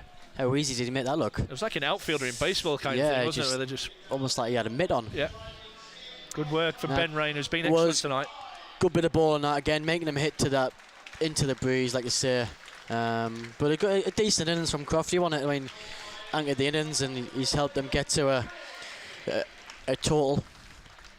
Yeah, 55 he goes for off 52 balls. So his strike rate tells you that he's had to hold that innings together. Yeah. 130 for 9 now. And can Ben Rain finish this innings off and bowl Bowl Lancashire him out? out, yeah. Matt Parkinson back from England. He probably went up the motorway this morning, I think. He's been around the, Yeah, he's the he's test done squad this some. morning. He would have done some miles, wouldn't he, in the car last? Well, last couple of apparently when he days? got called by England last week, he just lit the barbecue because Yeah. the Lancashire team were coming around for an afternoon's barbie. to watch No the way. cricket. So Yeah. probably got back to discover all this I read that. food still on the grill. Ben Rain, last ball of the Lancashire innings. Parkinson on strike, and it's full, and it's cloth. Run him And we out. will get the... Yeah. Oh, you're a cruel man, Ben Rain. Parkinson hits that back to Rain, who runs him out at the non-striker's end. Lancashire All out. are all out off the last ball for 130. Brilliant, amazing first half of the game for Moustache. I thought we bowled very well and bowled smart. And I thought Trev had a really good half there as well with some of the bowling changes. It was quite smart with what he did. So yeah, look, we'll take that. We've just got to bat smart, I guess. Use the breeze to our advantage. We know that we don't have to go hell for leather. We can be smart. And yeah, look, 2 good partnerships to win this game, don't we? Yeah, absolutely. Can we get through that power play without a lot of damage? Yeah. And maybe get it in front of the game there. And then it'll be interesting to see how Lancashire go with the ball here. Yeah. Marty's probably going to read the stats out for us, but Lancashire do have quite a lot of slow bowlers in their lineup as Yeah, well. look, Parker's going to be their biggest threat, I think. I mean, we've seen our spinners bowl nice tonight, and he's going to be the threat. And I think, again, if our batters can be smart and recognise who's going to be their threats and be smart and take no risks against them, because chasing 130, you can afford to do that. Yeah. And like I say, just recognising who's going to be their threats. So yeah, look, it's interesting looking at this. The thing that jumps off the page is Travaska's 4 overs, Souter 4 overs, Rain 4 overs, Ty's 4 overs. The 2 quicks, Coughlin and Carse at the top 2 overs each. Yeah, There you go. So there you go. Yeah, been crying out for that for weeks. Just get rid of that other leg spinner, mate. We're all Yeah, laughing. well, Yeah. job's sorted now, isn't it? So, exactly. right, the run rate then. It's gone off my screen. Anyway, the bowling figures. Oh, there you are. The run rate was 6.5. That should be gettable, but you just never know, do you? It's a scratchy pitch, and it depends, you know.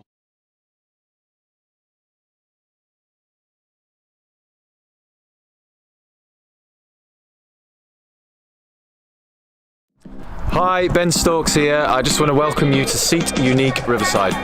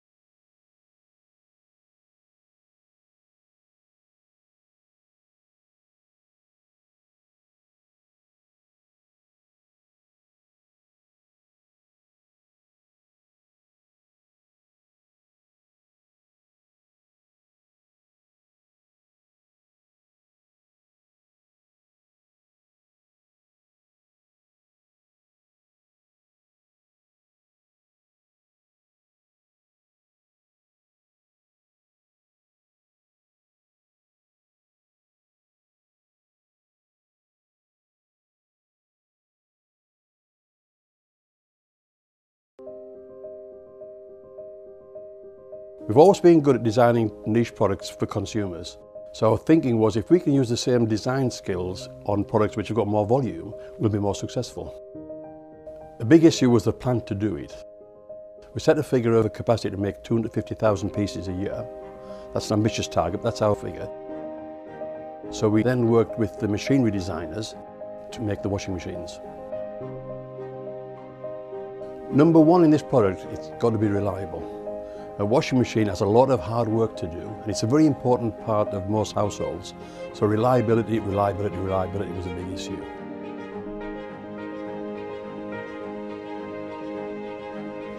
I think any new product, we've got to learn about it, and that's important. We've got to learn about it so we understand it inside out. And that's taken longer than we expected, but we've taken our time to make sure that it's right. There's a big appetite for buying British products, and rightly so, but we can't rely on that. We've got to make a product that competes with all the imports. And of course, remember, we've got our core business here of making domestic dehumidifiers and bottled water coolers and industrial dehumidifiers, so that takes our time, and we don't want to get this wrong.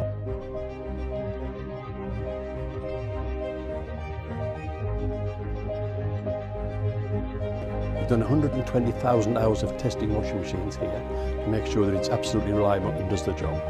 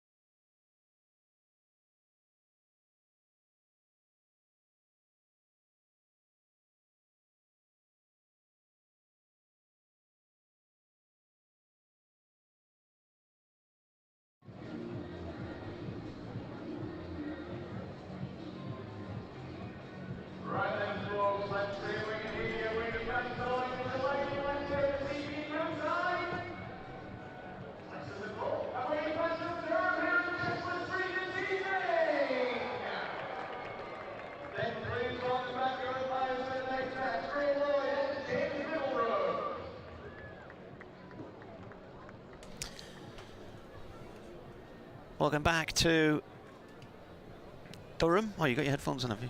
Yeah, all good, mate. Right, we have said goodbye at half-time to Scott Borthwick, so thanks very much for him coming up and providing a third eye and the insight. It was excellent. It's always good to hear the mindset of the current players and how they see the game. And now we're going to try and see the game, if we can. Take a picture of us. It's I've got a baseball cap on and sunglasses on indoors, and the sun is blazing through the window, and Ash is the same. So I think anything towards the pavilion, we're just going to be lost here. Yeah, we'll have a go. We'll try, I guess. Not only that, but we've opened the window, so just in front of where Ash is sitting, as I look towards the pavilion, it's just very hard. It's like looking at bacon fat, and the sun is shining on that window. So We'll try and give it our best shot. Richard says, for your information, Myerscough is in between Preston and Lancaster. A poor first half from Lancashire, but do we have another great escape up our sleeves, he asks, in a Lancashire style. Christine says, I'm watching, surely Durham can win this one. Well, I think this is going to be far easier said than done. Chose the wrong T20 game possibly, says Barry Waller. And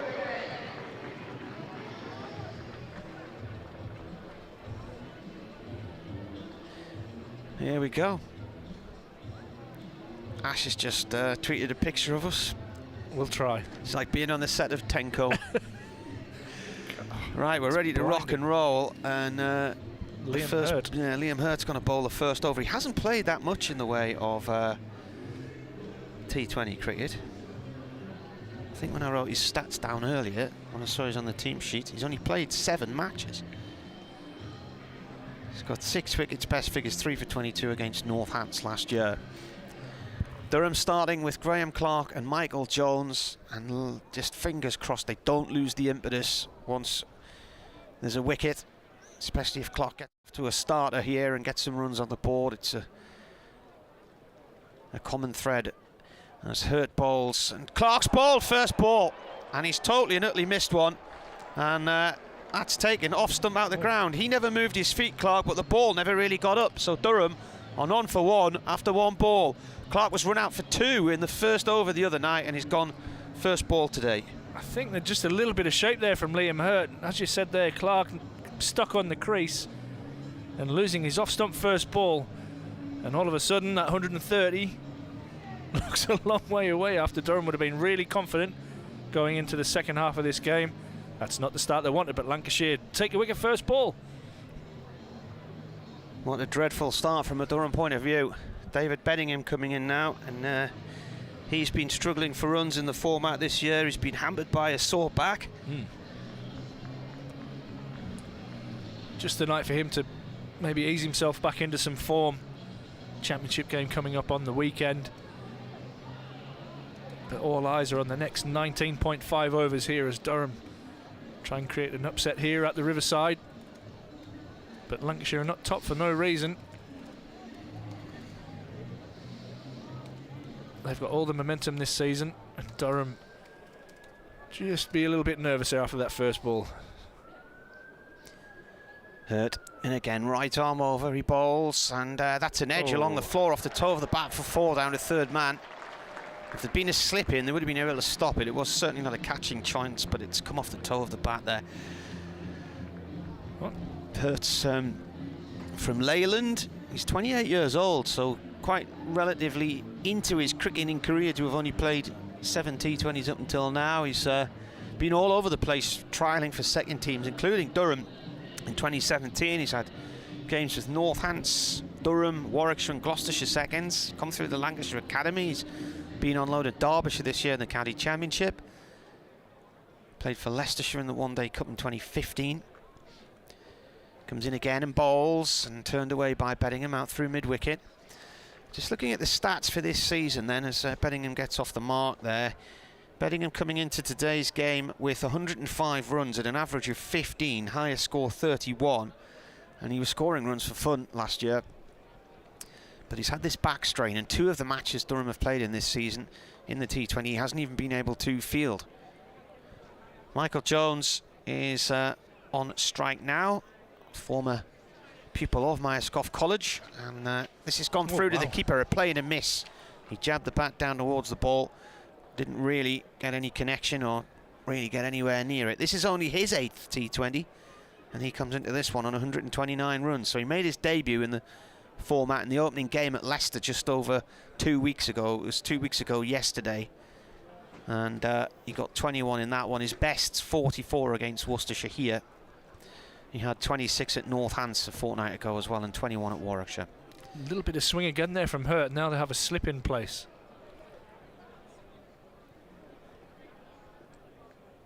And he comes, and where's that gone? That's driven past mid-off for 4. It sounded a bit tinny, didn't it? Yeah, it's off the toe more, I think, than the middle, but it's raced away through extra cover. Beats mid-off, diving away to his left. But yeah, difficult for us. We apologise. It is difficult for us to see. We're literally looking right into the sun here. Not often you see indoors with your hat and your sunglasses on. Top Gun tactics. That's it. You've been to see it, yeah? I have. Thoroughly enjoyed it. Yeah, it was all right, wasn't it? It was. In comes again, and dropped short this time by Jones through mid-wicket for one. I can't believe everybody died at the end, though. I wasn't expecting that. 10 for 1 after the first over. That's like me on the way out. I think I muttered those going down the escalator. Some whiplash nets. I could not really remember anything about the original Top Gun, other than I can remember there was a scene where his pal got killed, but other than that I could not remember anything about it. I remembered the music, but so we watched the original the night before, and then went to the cinema the other afternoon to see the remake, and the opening scenes are exactly the same, just with modern aircraft compared to the ones they had in the early 80s. Oh, we'll take that cloud for now. And it's still the is it Harold Faltermeyer's soundtrack? Oh, I couldn't tell you. But a real good dose of cheese. Get yourself a absolutely proper 80s crack. Right up my street. That Rick Gleeson is going to open the attack for the Lightning from the Lumley end. He's bowling right arm over the wicket. Jones on strike, and Jones, this beats the outside edge. Good hard length from Gleeson. So Gleeson was actually working for Lancashire as a sort of community officer, wasn't he? Yeah, as a community coach. Played minor counties cricket for Cumberland. Yep. And then was spotted by Northants, and eventually Lancashire had a look and said, "Whoa, we'll have him back." Absolutely. So he's a Blackpool lad. Yeah. Durham are playing Lancashire in Blackpool on the 23rd of June in the T20. And he comes in now, right arm over the wicket. Good pace, but this one's do. fired down the leg side, and it'll be a wide. Durham 11 for 1. Well, that'll do, lad, that'll do. So he's from Blackpool, and his best bowling was 5 for...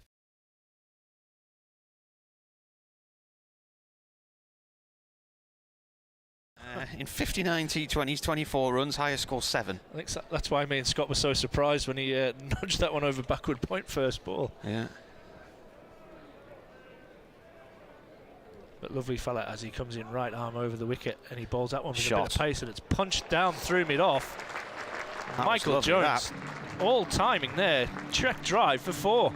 It was angling down towards leg stump, and he stepped across his stumps, lined himself up perfectly behind the ball, and just drilled it back past him right out the middle for 4.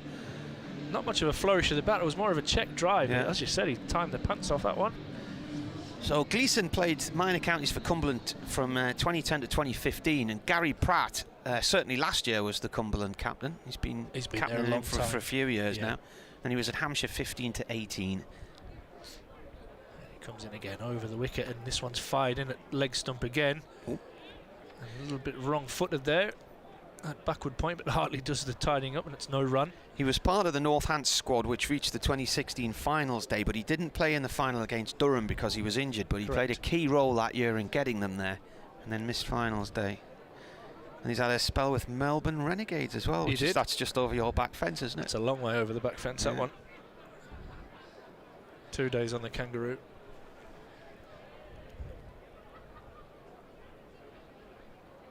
Gleeson over the wicket. This one's a Yorker, which Jones manages to get to short third man, where Parkinson does the fielding and Bedingham calls him through for a single. That's one of those where you don't know where it's gone, you're just thrilled it hasn't smashed into the stumps. Absolutely. But you haven't got you're called through and you've got no idea where the ball's gone. Whatsoever, was he? Bernard says Lancashire made a mess of their second 10 overs. Bernard's correct. 16 for 1 Durham, 2 balls remaining in the second over. As that wind just gusts up again. I reckon this could actually be a very tight affair. I hope not. Well, I hope not as well, but the umpire's taking his cap off because it was about to blow off his head. Yeah. The wind knocked Bale off earlier in the over. As Gleeson now comes in over the wicket to Bedingham. And this one's a big swing and a miss across the line from Bedingham. Oh, how to get seasick. The camera's bouncing at the far end of the ground. It's on a really tall mast and the wind's having a go. It's moored down quite tightly, but the camera head is bouncing about a bit there. There's more movement there than when we were on the cruise ship a few weeks ago. Wind is really gusting now from the west.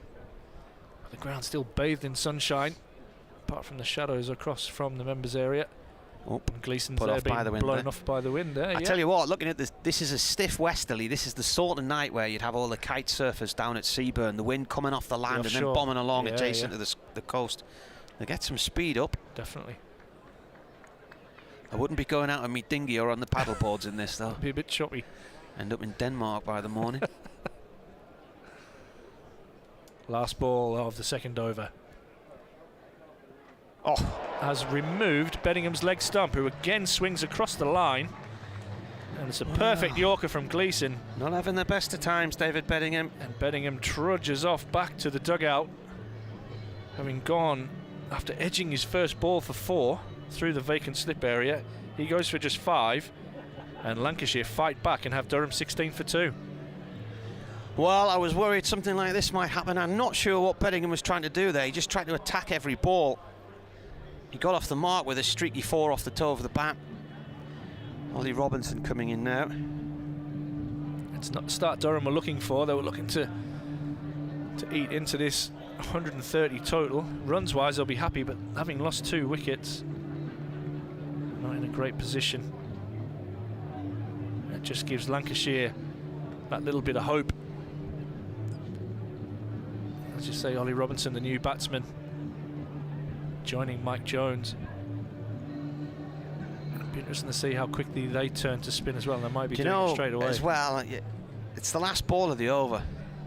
There's no need to really play that shot, is there? It was a decent over already, wasn't it? Yeah. I think gone. It was a leg stump Yorker, and instead of just dabbing the bat down on it and flicking it away, he's trying to drive it into next week, playing right across the It line. was a big shot, and that sometimes happens when you're out of form. But he has got quite a lot of time to build an innings here with not a massive total on the board. Hartley is the new bowler, and we're going to see some spin from him as he comes in and bowls. First ball off towards mid-wicket for 1. So it's Tom Hartley. He's a left-arm orthodox spinner.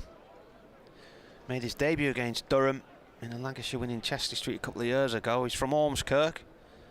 Plays for them in the Liverpool League. So he's coming here from the Finkel end. The wind across his left shoulder, left arm round, bowling to Robinson. That's played off towards the deep mid-wicket area for 1 run. Hurt out there and hurls it back into the keeper's gloves.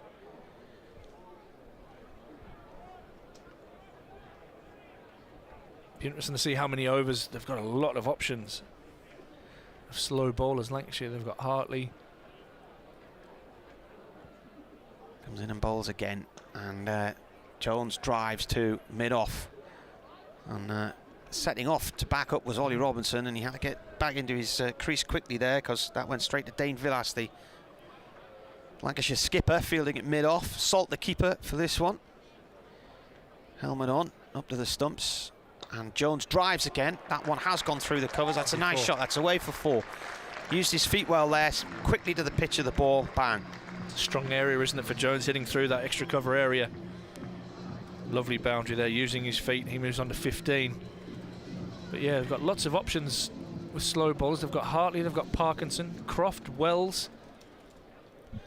All bowl slow. Comes in again and bowls. That's a half tracker. That's past point and away for 4 more. It's a good shot. Poor ball. And he saw it early there, Jones, and was able to attack. And he's got his rewards there for using his feet. Last ball. Hartley this time dragging this one down. He punched it into the vacant point area for 4, and Durham move on to 26 for 2. Good batting from Jones. He's been a real find in this T20 campaign. Comes in again, and the ball just pushed up towards mid-off this time. That's the end of the 3rd over, and Durham are 26 for 2. 26 for 2 and need another 105 to win. It's a better over there for Durham. That one going for 10. More importantly, they didn't lose a wicket in that over, which had done in the previous 2. Tim David also bowls a bit of slow stuff, bit of off spin. So they've got a lot of options there. Every time I see his name, I think of the Craig BBC's Director General, but he's Tim Davis Oh, right, okay. rather than Tim David. Craig David, were you going to say? Yeah, that's what I thought you were going to say. Met her on a Monday. Gleeson is going to bowl a second over from the Lumley end. He has figures of 1 for 6, picking up a wicket with his last ball he bowled, knocking Beddingham's leg stump out of the ground. So Durham run rate rise, off to a nice start. They've lost the 2 wickets. They nearly got a full amount of overs in at the Test match today. That would be Incredible. ridiculous. Gleeson over the wicket to Robinson, and he pushes this out onto the offside for no run.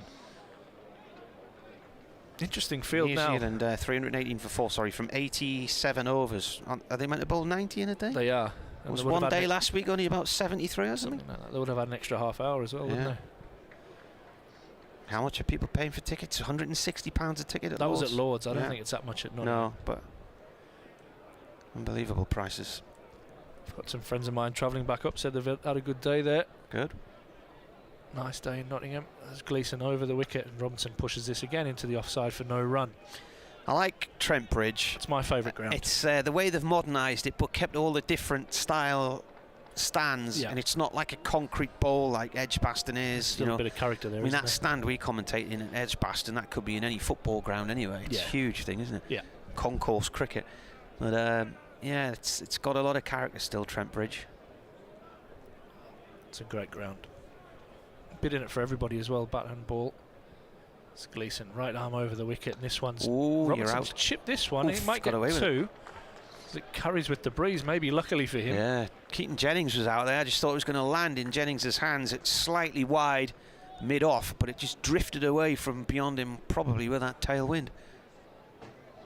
It was full. Robinson really not transferring his weight into the ball there. Bit of a check drive. As I said, just carried away with the breeze from Keaton Jennings. His flags are a little bit limper now towards the far end of the ground. As Gleeson comes in. And Robinson now loses his leg stump as he backs away and tries to hit him over cover. And Gleeson's on fire. He has 2 for 8.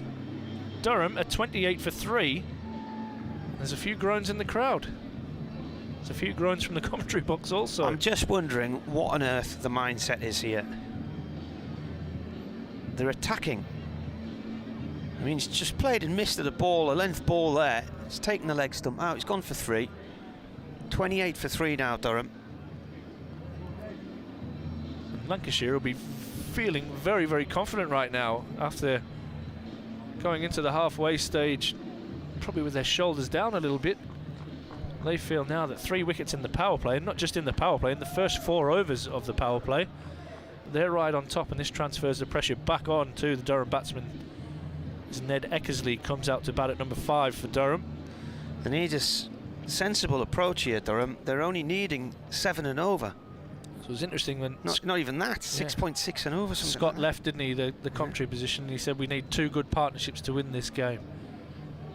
And so far, we've yet to see one. Durham 28 for 3. Gleeson with his tail up. Bowling from the Finkel end, and this one's full, and this might be leg byes. But it's going to take some stopping down the hill. And it does. And Mike Jones will come back for a 3rd. It's going to be given as runs. Might be enough the glove of Eckersley down the leg side. More importantly, it's 3 runs to Durham, and the score moves on to 31 for 3. Durham need to stop the rot here and build this first partnership that Scott Borthwick was talking about. Just to put it in there, they don't have to go at any particular rate here. They're ahead of the scoring rate already. And Gleeson bowls the last ball of his second over, and Jones clips this one out into the leg side, and we'll get a single to mid-on, and the throw comes in and bounces into the wicket-keeper, which I'm sure the umpires will not be particularly happy about. That ends the 4th over. Durham are 32 for 3 after 4. Need 99 to win here on BBC Radio Newcastle. If they mess this one up tonight, I think the fans will be rather upset. There's a big crowd in here this evening. It's a nice crowd. By Durham standards. I think the most they've ever really had for a T20 has been about 6,500, 7,000. There's probably about 4.5 in tonight. 4.5, maybe 5 tonight. And they were hoping for a big crowd for the Together Forever Fund for Chloe and Liam to raise some money there after the tragic events in Manchester 5 years ago. Liam played for the Marsden Cricket Club. Was he an opener? I'm not sure of his batting prowess, but I know he played there, and his family is still heavily involved there. And they use a lot of their fundraising to put back into the community for cricket as well, which is excellent. And Chloe was involved, I think, with the West Ovian Theatre in South Shields, and she played the piano and sang and performed. So they're trying to help young kids with aspirations. Absolutely. New over from the Finkel end, and this is Hurt bowling his second as Jones plays it out into the covers. No run there. Worcestershire are having a terrible time in the T20 this year. They're almost as bad as Durham, but they've only got the one win to Durham's 2. And at the minute they are 123 for 9 in the 19th over, chasing 169 to beat Derbyshire in Worcester. I think they'll struggle there. And I think the one good thing from a Durham point of view this year is that they don't have to go to Worcester, where they can never win. They've lost 7 in a row there. As Hurt comes in again, slower ball up in the air from Jones and away safely, just dives just beyond the discs out on the leg side as Stephen Croft comes in from the Castle boundary to field that one. Lancashire here were all out for 130. Final ball of the game when Parkinson was, or final ball of their innings when Parkinson was run out by rain. First ball. Hampshire made 134 for 4 in Cardiff against Glamorgan, who had 29 for 2 after the power play. That's very similar to the score here the other night. Durham 28 for 3, weren't they, after the power play the other day against the Brummagem franchise. Kent 202 for 7 in Taunton. Somerset at 27 for 3 in the 4th. Hurt bowls. This is pushed out towards the cover area. No run there. Jones backing up is sent back. Leicestershire 123 all out at Leicester against Notts, who was 69 for 2 inside the power play. They've still got 3 balls of that left to go. Gloucestershire 144 for 6 with 1 ball left of their innings. They're playing Sussex in Hove. And Essex are playing Middlesex in Chelmsford. Essex 183 for 6. They're in the 20th over there. 33 for 3 Durham. Hurt in with a shortish one down the leg side. It's a wide. The old phantom appeal.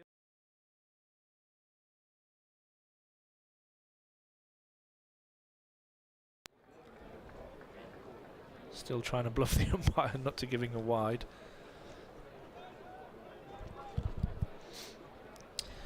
Next match for us on BBC Radio Newcastle Sunday morning when the County Championship returns, and Durham are down to the bones of a squad as Hurt comes in and bowls. This is played out through mid-wicket for 1 run. I gather they're going to announce the signing of a New Zealand Test player opening batter tomorrow. Rashin Ravindra, who's going to play in 1 game against Worcestershire, and then, and we still haven't had this confirmed either, Nick Maddinson is coming over from Australia. This was apparently sorted weeks ago. He gave an interview at least 3 weeks ago in Australia, which Crick Info picked up on and wrote about. And so this is a short ball pulled out through Jones. It's a great shot for 4 through mid-wicket. It's empty and he's got 4. It's gone to the boundary just on our right-hand side. Maddinson's currently with Australia's A squad in Sri Lanka. Played it just a handful of tests, I think 3 or 4 tests. But he's going to come for the latter half of the season and stay throughout. Now, I wrote about his arrival because I found out about it through the Crick Info website on day 2 at Lord's when Durham were playing Middlesex. So that was 3 Fridays ago, I think. Still nothing official from the club? No. So, but he said he's coming, and I've been told he's coming, so just waiting for confirmation of that.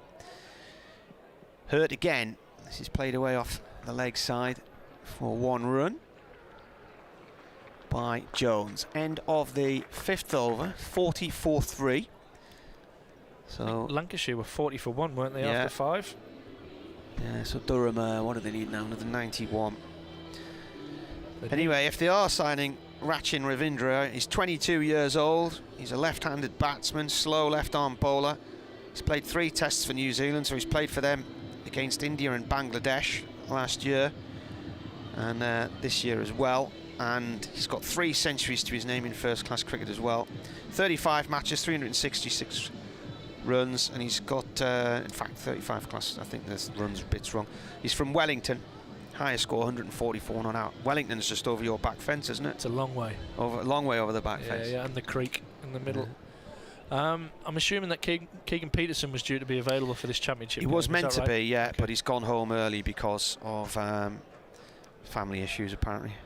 Rick Gleeson is going to bowl the last over of the power play as Jones nudges this one out into the offside for a single behind point. Yeah, he's got 1,886 runs. I watched a little bit of him bat, and he's top order batter, opening batter. I don't know if Latham was rested or potentially injured, and he batted up top. Quite a languid, stylish left-hander. I presume he's with the New Zealand squad, but surplus to requirements, and that's the reason why he's going to be able to play for Durham. As Gleeson comes in again, and this one's defended back to the bowler. No, Gleeson lets that one through, but no run. Yeah, I was just going to say the same thing. Is he over with the touring party? But I mean, it's a win-win for New Zealand, isn't it? If one of their players is getting some good practice, and Durham filling one of their overseas spots. Well, if you think from the last county championship match, well, against Glamorgan here, so Keegan Peterson's gone, Sean Dixon's injured. As Gleeson comes in, and Eckersley nudges this one out into the vacant point area for another single. Carse will be on England one-day duty. Yeah, Potts is on England test duty. Lees is on England test duty. Stokes is on England test duty. Is anybody else injured? Have I forgotten? Woody still, well, he hasn't played yet this season, has he? With an arm injury, his elbow injury. I wonder if we'll see him back soon. Would have been nice for him to get. I'm not sure how far. I haven't been in the ground. He's been much. doing some nets, but he's been complaining of soreness after he's done a net session. As Gleeson approaches and bowls this full and straight again, and Jones does very well to keep out. He does. Now that's what. Excellent Yorker. That is exactly what Beddingham should have done.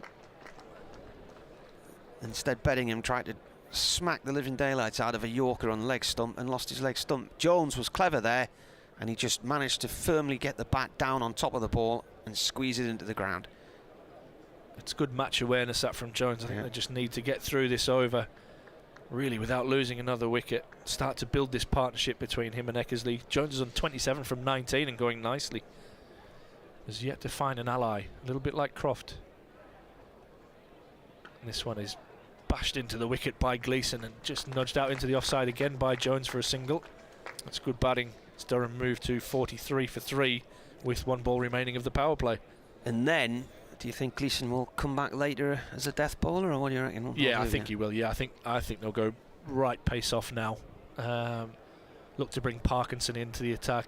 Continue with Hartley. Look at Croft, Wells, Tim David. I think Lamb bowls a lot of change-up stuff as well. So I don't think you're going to see the quicks for quite a while. As Gleeson bowls the last ball of the power play, and this is driven by Eckersley out into the point region, and they'll collect a single. And that ends the power play and the first phase of this Durham chase. Durham are 44 for 3. Looking at the statistics between these two, they've played each other 34 times. Lancashire have won 23 of those. Lancashire haven't beaten anybody as many times as they've beaten Durham. Durham have 9 wins. There was a tie here a few years back as well. The Weathers claimed 3-2. Durham have lost 11 at home in all. Lancashire had victories here in 2004, 2007 and 2010, and then that might have been the tied year the next year, and then they won 8 in a row after that on this ground. Parkinson it is, I think he's going to bowl here, or is it Wells? It's Wells. They're definitely one of the better T20 sides that we watch. Well, there's only 4 seasons where they haven't got out the group. Yeah. It's an incredible record. Luke Wells then, tall figure. He must be about 6'4", 6'5". His dad was Alan, wasn't he? Was Alan Wells at Sussex? I think so, yeah. Leg spin. Right arm leg spin from the Finkel end. This is pushed away off the back foot by Eckersley out towards the covers for 1 run. He hasn't played that much in T20. This is only his 15th game. He's 31 years old as well, so hardly played anything until he came to Lancashire from Sussex. So he's probably in the side with Livingston being rested, I would have thought. Comes in again and bowls out the front of the hand there. And that one's turned away by Jones for a single. Durham could do this in singles, couldn't they? Well, they only need just over a run a ball. Yeah, the required rate 7.3. Sorry, the run rate 7.3. Yeah. The required rate 6.2. So they could do this in singles or ones and twos. Everybody's quite close in on the offside. As Eckersley flicks this out towards deep mid wicket for one to Croft. Fielders on the leg side, of which there are three sort of in front or square of the batsmen, are all on the ropes. Hurts down below us at long on. Croft's at deep mid wicket. You've got a deep square leg as well, and fine legs on the discs. As well as bowls again, and Jones plays that back to him, or he dives and misses it, and that's a single as well for Durham. Remember, Lancashire came into this one with 13 points, 7 wins and a tie, 6 wins and a tie. Tie against Yorkshire at Old Trafford, and they beat them on the final ball the other night in Leeds. Wells again, that's driven by Eckersley out towards the cover boundary for one. There's a fielder out there. Could be, who's that then? Can't even see. It's just too sunny, isn't it? I don't know if it's Lamb out there. That's a pure guess. Absolute guess. Lamb or Parkinson I would go for.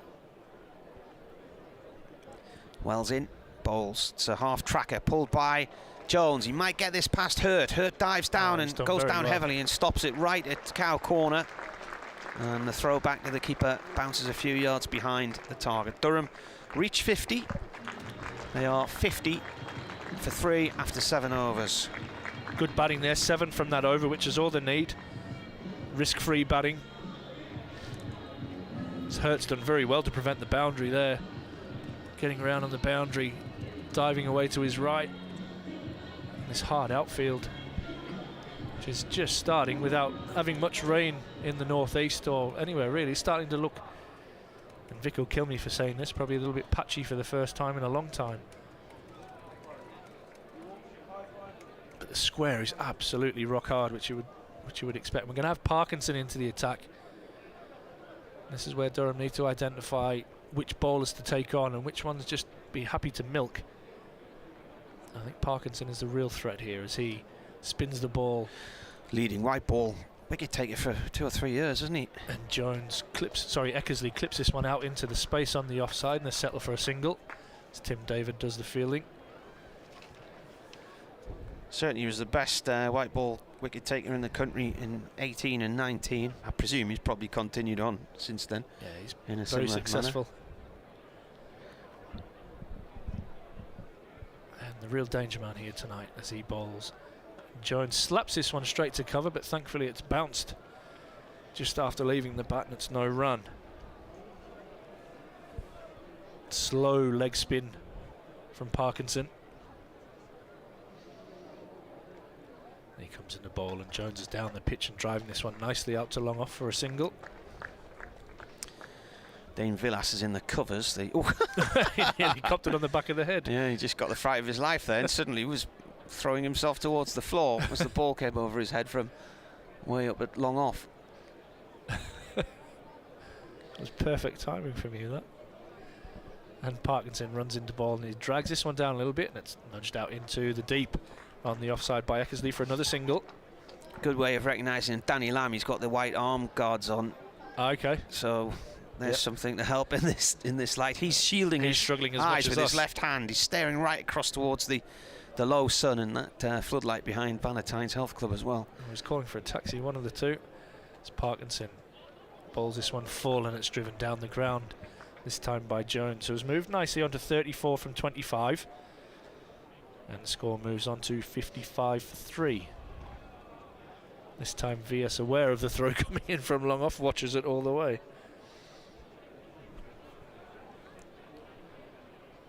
Durham require 131 to win. And this time Eckersley comes down the pitch and drives that gorgeously over extra cover, one bounce for 4.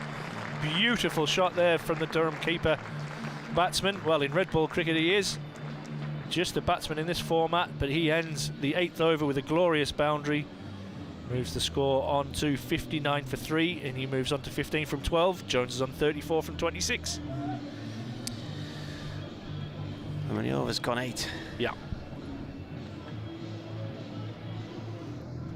Beautiful shot that, controlled over extra cover. Raced away out to the Virtue Motors stand. The ground now half in shade. Probably a little bit more than that, to be fair. 72 needed. BBC Radio Newcastle with you here, Martin Emerson and Ash Thorpe. Hartley back into the attack from the Finkel end. Hurt is down below us. That long on, and Jones is on strike on 34. Hartley round the wicket. Jones down on one knee and smites it out into the deep, and the fielder out there's totally missed it with the sunshine. Might have hit him in the plums. I think it's hit him in the shin, possibly. No, I think it's a little bit higher than you reckon? He's now down, and he just absolutely totally lost the sight of that ball there. That should have really been a catch, but he clearly couldn't see where it had gone. He's on his back. Yeah, he's definitely hit him in the plums. Yeah, I think so. Not good. Tim David out there. He didn't pick it up at first, and now he's got some other things to pick up. And Durham scamper back for 2, and Durham need a run of ball to win this game. And some really good batting from these two so far, just building the first real partnership and the first bit of momentum in the Durham innings. Is the physio coming out? I know. What's happening? Still lying on his back. Bring the magic sponge. Bag of peas, I think. It's the most awful, dull pain. It's a horrible feeling. The umpires are now having a chat as what do we do here? Yeah.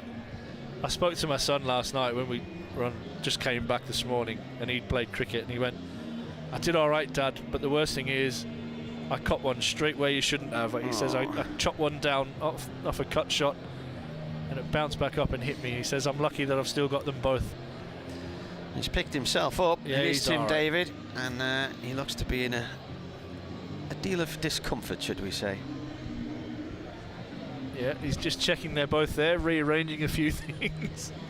Well, the ball was lofted out there by Jones, and it should have really been a catch, but as David came running in off the boundary, he just lost it in the sun, and it bounced and whacked him right between the legs. I thought it had hit his shin initially, No, but definitely not. Clearly not his shin, unless his shin's somewhere else. Not in my biology No. lessons. I wasn't very good at biology, but I think I know where the shin is. Now he's trying to size out. No. I've just tweeted, if Durham do this sensibly, it's a run a ball and they can win. And now Jones has tried to slog sweep Hartley, and he's got himself out LBW. Well, to be fair, I've just said the same. I've just said that they've built the first partnership of the innings, and they only need a run a ball to win. And Jones goes LBW to Hartley. He tried to get outside the line of off stump, but that one looks like it's hit him on the back pad, and it looked a pretty good shout to me. And he goes, and Durham lose their 4th wicket with 61 on the board, still requiring 70 for victory. I didn't think this would be a formality at the halfway stage. Here's Ben Rain. Here's Ben Rain, who got a 51 not out the other day. Bat sensibly. Somebody bat sensibly. That partnership was worth 33, but there's no need to try and slog sweep again there after you've just got away with one the ball before. What's the point of that? Yeah, I don't. He's just had a life and does the same thing again. The rate's actually dropping. It's down to 6 now. It was 6.2, 6.3. Yeah, they need exactly a run of ball now. And that'll be the disappointing part from the Durham coach and staff's point of view. That's the first time they've had a bit of momentum in this innings, and they've lost a wicket. So they still need 70 from 11.4 overs. Hartley is going to come left arm over to Rain. Rain drives back to him along the floor. No run there. Just keeps Lancashire interested, doesn't it? Hartley again bowls a reverse sweep from Rain, and it's gone into the keeper's gloves. I really don't want to see that shot second ball either. I'm no one to comment. Ask my teammates. I'm thinking exactly the same thing. That it's made them change the field, I guess, is the only positive out of that one. Got 3 quite close in on the offside now, plus deep extra cover. Hartley bowls, Rain plays it back towards him. It was in the air for a moment. It's ricocheted off Ned Eckersley, the non-striker, and fielder, the bowler, couldn't get across to retrieve his own delivery. And it's a good assist from Eckersley. Phil Salt saying that's not fair. It's hit him. It shouldn't be allowed to happen, and he's pointing it in Eckersley, but umpire says play on. There's nothing that anybody can do about that. I don't think it's hit Eckersley. I think the bowler's got a hand to it. But Eckersley doesn't have to jump out of the way and let him catch the ball either. No. 62 for 4, 69 needed. That's a nice sensible shot there from Eckersley. Just a straight shot along the floor, safely out through to the covers for 1. So 9 gone, and Durham are 63 for 4 and need 68 more to win. That ends a successful over there from Hartley. And Salt and the umpire still having words around what's just happened. Salt actually just threw the ball into the floor there. He's not very happy about that at all, Phil Salt. Saying that it came off Eckersley and that they ran. Well, there's no... In the spirit of the game, whatever that is, they normally wouldn't run. However, there's nothing against the laws of cricket to say that you can't do that. So it's interesting there. Wells back into the attack, this time from the Lumley end, and this one bounces a little bit and beats the outside edge of Eckersley as he looks to cut that one behind square. And Salt spills that one to the turf. Durham 63 for 4 after 9. Target is 131. As Wells comes in, drags this one down. Eckersley punches this one nicely off the back foot. Out into the offside, and this time Tim David does the fielding without any damage to his anatomy. As Dane Vias went sprawling in the covers there, trying to anticipate where Eckersley was going to hit that ball. Brings the left-handed Ben Rain on strike. He's on 1, Eckersley 17. And Wells is going to bowl around the wicket to the left-hander. Ben Rain with the big leg side boundary away to his right as Wells comes in. He drags this down and Ben Rain clips this one around the corner for a single. Derbyshire have beaten Worcestershire tonight, so Worcestershire remain rooted at the bottom on 2 points, and they've now played 8 and won 1 and lost 7, and Derbyshire as a result of that now move on to 8 points and climb above Yorkshire. 65 for 4, halfway through the 10th over, and Eckersley punches this one off the back foot from Wells down to long on for 1 run. Important phase of the game here as Durham look to just build that match-winning partnership. The likes of Coghlan, Carse to come. Ben Rain now clips this one off his legs again, out into the leg side. He'll settle for the single as Durham move on to 67 for 4. Nice little shot, just safely done along the floor, in control. So Travaskis and AJ Ty still to come. And Wells hits this one to extra cover and sets off, and you get a feeling that a direct hit there would have had Ben Rain in a lot of trouble. It was touch and go, that wasn't it? Yeah. Touch and go. I think he's obviously gone to the keeper's end because the keeper was there and the bowler wasn't really at his stumps, but I think direct hit, he was gone, I reckon. Either end, I think. It was a risky single, but 68 for 4 at the halfway mark. More or less halfway, aren't they? They're on track. Not on the wickets. 63 needed, so they've just gone past that. So they were 63 for 4 and needed 68. They're now 68 for 4 and need 63. Do the maths.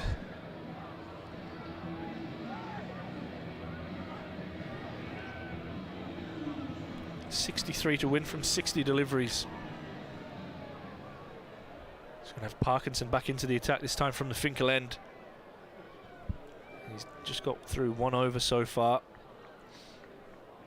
Parkinson, right arm over, cut by Eckersley out through to the cover boundary. 4-1. Leg spinner Parkinson. Brother plays for Leicestershire.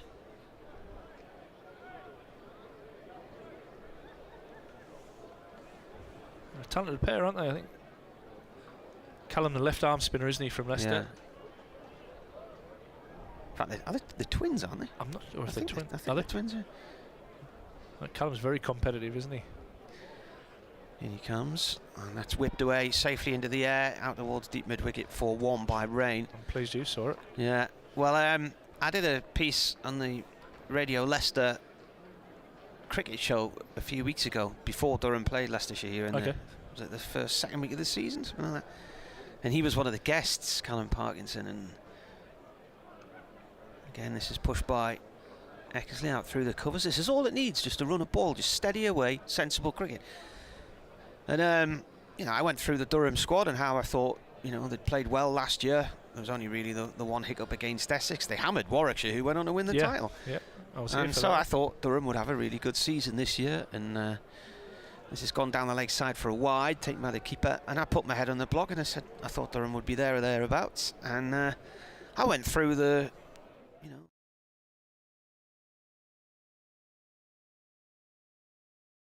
deliver.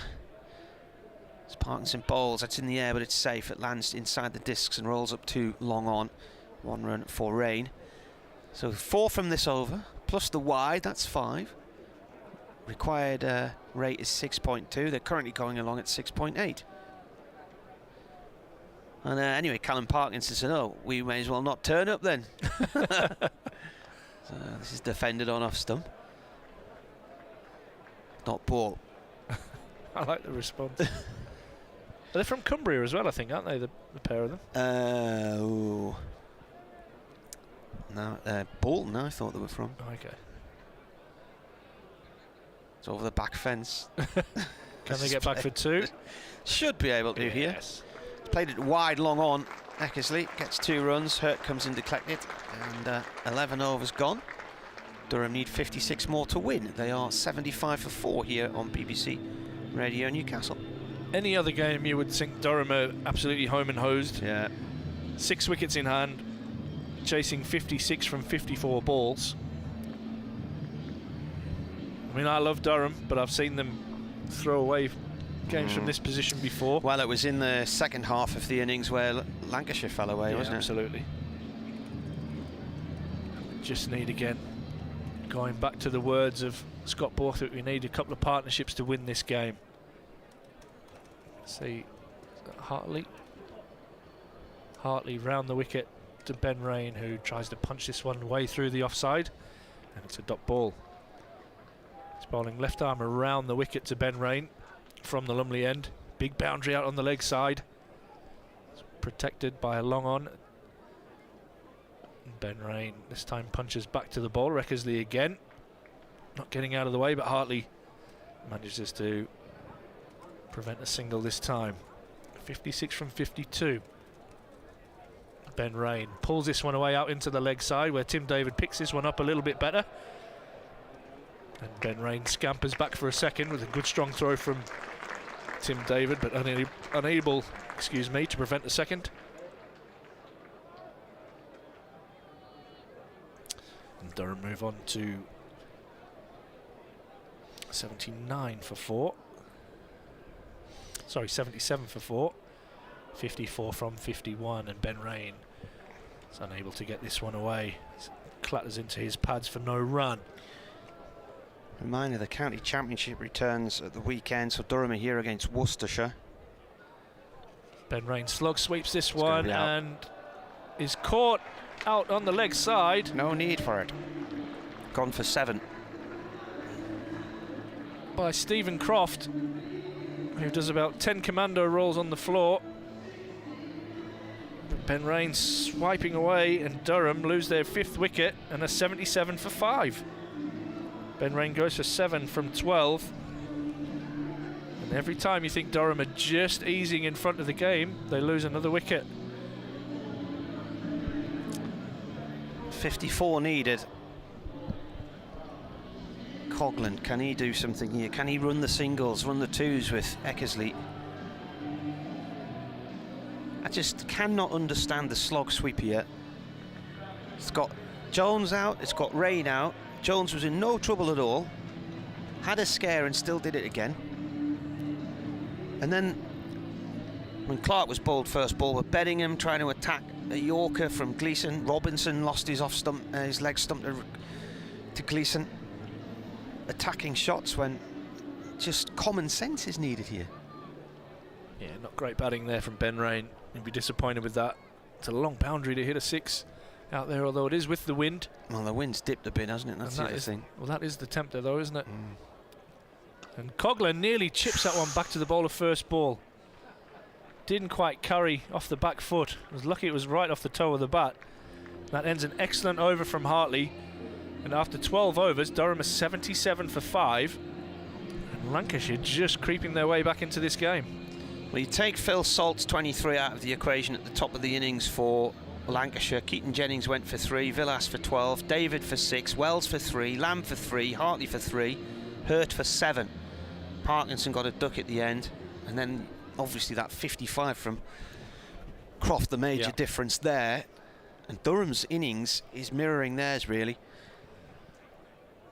First ball of the new over from Parkinson is stopped in the covers off the bat of Eckersley, except he didn't have that start with 20 odd at the top, so they've gone Clark none, Bedingham 5, Robinson 3, Jones 36, and then Rain 7. Eckersley's on 23, he's on strike, he goes down the track and drives hard at that one, and it's cut off at wide long off just in front of the pavilion steps. 2 runs. I won't even begin to try and pretend who's down there because I can't even see them. It was just a shadowy figure through about 5 panes of glass in a laser beam sunlight. Don't know if it's Croft down there. I think he's in mid-wicket, isn't he? Could well be. Parkinson again, cut this time by Eckersley to point, no run.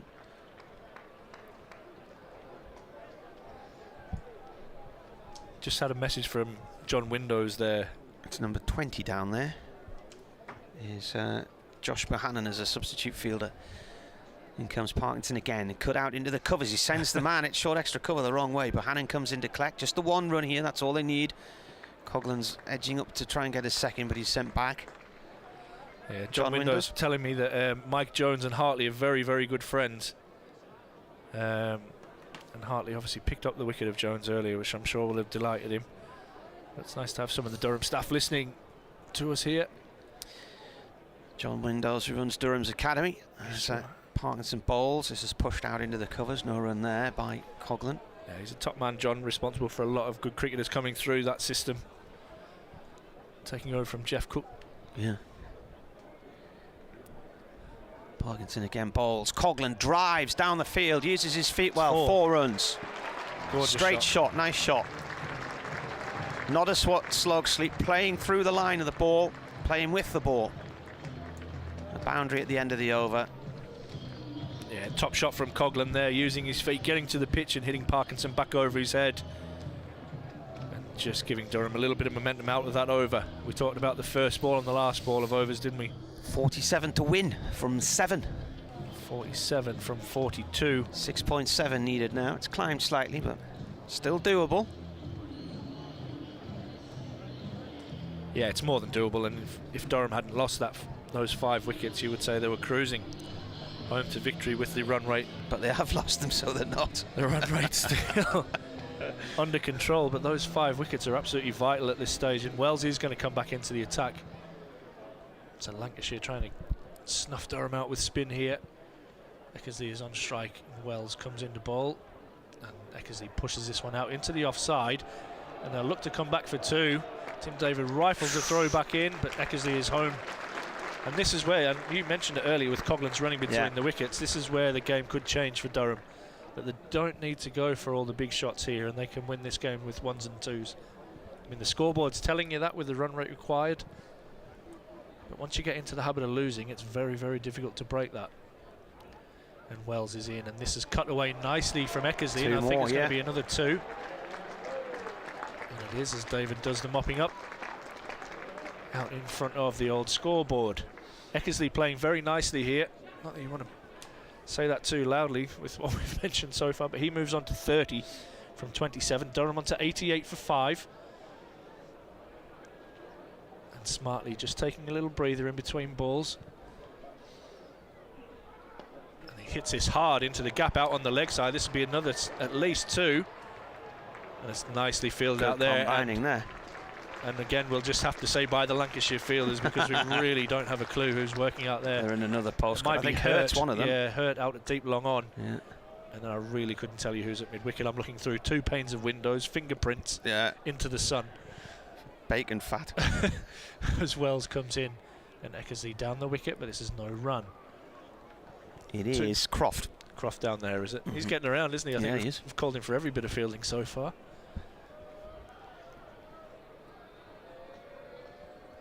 Eckersley just taking his time between balls as Wells comes in. And this one's another dot, but no need to panic. Already 6 runs off the over without too much risk. 90 for 5 Durham, 41 required from 37 deliveries as Wells comes in again, and this one's out the front of the hand, is pulled away out into the deep to Stephen Croft. 7 from the over is exactly where they need to be. Durham finished that over on 91 for 5 after 14. Eckersley 33, Coghlan on 4. So 40 needed from the final 6 overs. You'd like to see this partnership go for another few overs as the batters to come: Travascus, Cars, AJ Ty and Nathan Suter on loan from Middlesex, who had an excellent debut with the ball. Let's hope he's not required with the bat. We're going to have a little change in the bowling here with Danny Lamb coming into the attack. Now pretty much the entire playing surface is covered in shade. We still have that sun as an absolute nuisance over to the members, just curling around to the electronic scoreboard. First ball has gone off towards long leg for 1. 6th bowler Lamb. Hurt 1 for 18 from 2. Gleeson 2 for 16 from 3. Hartley 2 for 16 from 3. Wells none for 19 from 3. Parkinson none for 22 from 3. And now we've got Danny Lamb bowling, who's from Preston and has taken 32 wickets in T20 in 41 games. That's cracked off the back foot by Coghlan up to long off for 1. And his best figures 3 for 23 against Nottinghamshire last year, and he took 3 for 30 on his debut against Leicestershire in 2017. His highest score with a bat, 29 not out against Durham, in a 74-run win for Lancashire at Old Trafford 2 years ago. He comes in and going back into the crease here is Eckersley. Drops it short on the leg side. There's a little bit of hesitation from Coghlan, and the fielder's missed the ball. Croft's come in and he's ran past the ball just inside the discs at mid-wicket. Durham get 2. So that's 4 from the over. 95 for 5. BBC Radio Newcastle with you. 5.5 overs to go on this gorgeous Friday evening here in Chesley Street.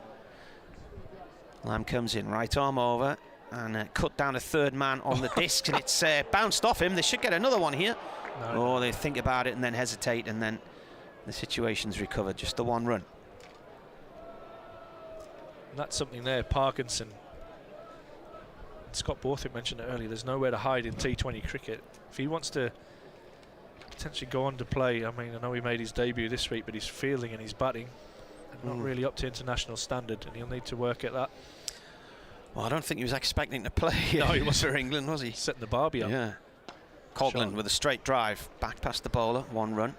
As this is fielded by Bohannon, the substitute fielder. He's striking it as nicely as anybody, Coghlan, in his short stay so far. Well, he's had some decent knocks this year. He's got into the 40s 2 or 3 times. So it's nice to see him out on the field for a prolonged period. 6, that's 6 from this over, and there's a ball left. 34 from 31 is the equation. Eckersley on 37. as Lamb bowls a slower ball, and that's placed past point. Might 2. go for 4 down to third man here. There's a chase on, and it's cut off. And Coughlin's coming back to the danger end, and we'll get there. Outrageous. And he's got to the danger end, back to the keeper's end, while Eckersley's maybe a third of the way up. 100 runs up after 15 overs. Durham need 31 to win, is that right? Yeah. Absolutely outrageous running there by Coughlin to get 3. And Eckersley, is rightly just calling for a drink, have a little breather. But similar scores, I think, at this stage. 99 for 6 versus 100 for 5. Yeah. So what have we had? 15 overs. 15. 31 from 30 required. Lancashire got into a bit of a mess from about this point, didn't they? Yeah, they just had no momentum. They kept losing wickets, and Croft didn't get much of the strike towards the back end of the innings. Durham finished that off well. Can they finish it off well with the bat? 5 wickets in hand, 31 from 30. I think if any other club was commentating on this, they'd be 95% certain they were going to win this game. For Marty and I, don't get those feelings. No, never. You just never know what's going to turn up, do you? We don't. And this game, a couple of balls can really change it quickly. And Hartley is back into the attack. He's going to bowl left arm round the wicket to Eckersley, who's played nicely so far. He's on 40 from 35. And he edges this one. Oh, keeper standing up. This could be another 3 from Coughlin, because I don't think it's going to go for 4. And Coughlin is back so comfortably for 3. Ball makes the goalie makes the keeper now. Good save. Yeah, it was a canny serve. That was going in the bottom corner. 103. And a little bit of luck. A little bit of luck, wasn't it? The keeper standing up, and the ball just edged past him, really. 103. So back down to under a run a ball as Coughlin takes strike now. And he tucks this away onto the leg side for a comfortable single. 104 for 5, 27 from 28. Just eat into this by another 10-15 runs without losing a wicket. So Eckersley on strike, comes down the pitch and tucks this one nicely away into the leg side. Good batting from Eckersley. He moves on to 44 and the score to 105 for 5. Tom says it must take a hell of an effort for Ash Thorpe to cut his garden, given the size of his back fence. It's all desert. It's all sand. Around the wicket, and Coughlin punches this one off the back foot, and a misfield by Vyas in the covers allows Coughlin to get through for a single. 25 from 26. Coughlin moves on to 8. Eckersley, nice game control there, just taking his time in between balls. And this one's a little leading edge out into the covers for no run, as he tried to turn that one away into the leg side, just holding up. This will be the last ball of Hartley's spell. He has 2 for 22 so far. And Eckersley goes to cut this last ball from Hartley and plays and misses. But from Durham's point of view, they'll be happy he survived and he's still there. He's on 44. Coughlin's on 8. Durham need 25 to win from the last 4 overs. First time they've been ahead, I think, as well, for quite some period of time. They were ahead in the 4th over and the 3rd. Must be just, because we've got the worms up on the... So Derbyshire beat Worcestershire earlier, and the Brummagem Bears. What's the score there? Yorkshire have won by 10 wickets, just chasing 102. At Birmingham. At Birmingham, yeah. Well, so that takes the Yorkies on to 9 points. Parkinson to finish his spell here from the Finkel end. Right arm over. Coughlin pulls it out towards deep mid-wicket. He's got to be careful. He's out. He's put it straight into the hands of Croft. The first time he slogs, he gets himself out. Does nobody listen to anything I have to say? Oh, it's a disappointing end for Coughlin. I don't think he's tried to slog it. He's pulled a ball that was dragged down by Parkinson out to the longest boundary. And Croft's an excellent all-round cricketer, having top scored, has now just put the jitters right at him. And he takes a nice catch out on the boundary as Bryden Cast now joins Ned Eckersley out in the middle. 25 to win from 23 balls. 6 wickets down. Who wants an easy win anyway? Me, actually. I would have loved one. Well, I said it would be tight. I said at half time it would Yeah. be tight, and it could go right down to the wire, and I still believe it will be that way. Whether or not Durham have the nerve to get through this, or it's another defeat on the horizon. They have lost 8 of the last 9 here against Lancashire, but the crumb of comfort is that they did beat them here last year, I think by 6 wickets, I think it was. Beat them comfortably. Yeah. Bryden Coss is the new man, and he comes straight down the track, and this could be a run out now. Eckersley's a bit late in setting off. There was a bit of yes, no. Eventually he got through. The keeper's broken the stumps, but he gets in just. Tell you what, with a better throw, I think Eckersley was in real trouble there. Vias just threw it a little bit too high. He just threw it too high, and he was he was diving forwards and threw the ball up into the air, so the keeper, Phil Salt's got his hands above his head, try and bring the ball back down onto the stumps. Perfect summary, mate. Perfect summary. A little let off there for Durham. But Eckersley, crucially, is on strike. He cuts out towards the point boundary. Well, I thought there might have been 2 there, but they've only gone for 1. Now, Eckersley here is mirroring Croft's innings. So Eckersley is on for a half century here. You've got Jones, who's mirrored Salt, I suppose. That's dragged down the leg side by Cars, but there's a fielder, I think it's Jennings, at fine leg on the discs. To miss that from Cars. So a wicket, a 1, a 1 and a dot so far in this. 23 needed from 3.2 overs. Parkinson in again, and Cars comes down the track, punches it towards the bowler, it hits him in the hand, rolls away for 1, and the communication is at the moment between him and Eckersley need ironing out, because there's a lot of not sure what's going on between the two of them at the moment. Eckersley's on 45. A little bit of nerves creeping in out there, I think. Right, bear in mind, this is the last ball of Parkinson, nothing silly, and then he's gone the journey. He's off it. He's done 1 for 25 from 3.5 overs. Hartley's done as well. He'll have 1 over from Gleeson. Hartley 2 for 22 from his 4. Parkinson hurt his hand trying to stop that ball. 1 for 25 he's taken so far. Eckersley is on 45. Parkinson bowls. Eckersley cuts. There's a run there. And Eckersley will keep strike. Durham need 21 from 3. Whew. 110 the score. 110 for 6, but as Marty rightly says, 21 required from 18 deliveries. Eckersley the man to get Durham home here on 46 from 41. Bryden Cast is on 2. But you can just sense the nerves, not only in the crowd, but out in the middle there with a couple of interesting pieces of running between the wickets. It'd be interesting to see now how Lancashire, if they bring Gleeson back earlier rather than later, try and finish this or get somewhere towards the end. And they are, in fact, going to bring Gleeson back into the attack to bowl his last over. I think this is a good move by Lancashire. The last thing you want is one of your best bowlers to come on potentially with maybe 2 or 3 to win off the last over. You want to make this game go as long as it can from a Lancashire point of view. But you get the feeling if Durham can get through this over unscathed, maybe taking 4 or 5 off the over, leaving 16 to win off the last 2, then without any further loss, then they are in the box seat with all of Lancashire's main bowlers used. It will be Gleeson to bowl the 18th over, picking up where he left off from the Lumley end. The ground now in complete shade, apart from us, where the sun is still hammering into our commentary box. Gleeson bowls him. Bowled him.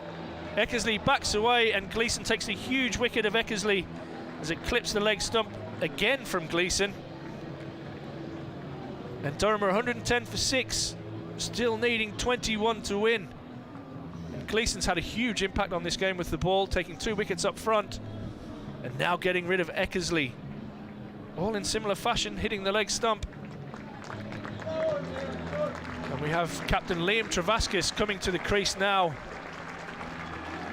and this game is anybody's. Well, I think you might think it's more likely to be Lancashire's at the moment. So your set batsman gone. Nice little partnership had developed between Coughlin and Eckersley. Then Coughlin's out for 8. Ended in a partnership of 29. 25 needed then. Eckersley jumped a long way back into his crease there from that one. And Gleeson, with his wickets tonight, has basically done people for pace, hasn't he? Yeah, he's bowled full, he's bowled straight. Currently has 3 for 18, I think it is, or is it 3 for 16? 3 for 16, I think, off his 3.1. So huge over this, and full credit to Dean VS for bringing Rick Gleeson back into the attack at this stage. Captain Liam Travaskis with it all to do here. Left hand on strike to Gleeson. As Gleeson charges in from the Lumley end. This is full and straight and drilled to mid-off, and Travaskis rushes through for a single. 20 to win.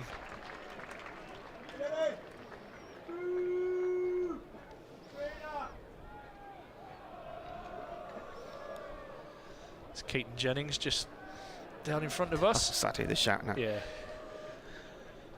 One of the nicest guys in the game of cricket. You get some dafties at times, don't you? Dishing out abuse to a lad who give everything for Durham. Scored as many runs as he did for them. Club was in absolute meltdown. He stayed an extra year before he left. Gleeson over the wicket, charging in, and Cast attempting to drive this one through the covers and getting a bottom edge that Gleeson managed to get back onto the stumps in acrobatic fashion. 20 to win from 15.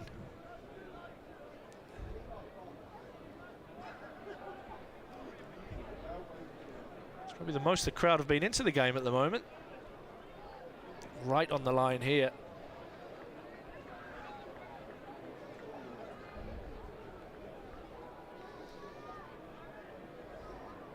Beautiful evening here at Durham, Riverside.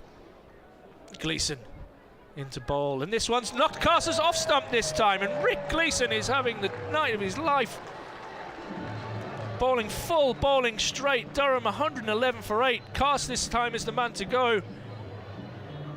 And Durham now need 20 from 14, but at 8 down. Incredible stuff, incredible scenes here as Rick Gleeson has turned this match on its head in this over.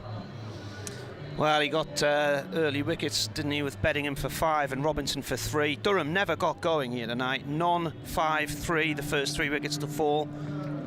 Jones then went for 36, Rain for 7, Coughlin for 8.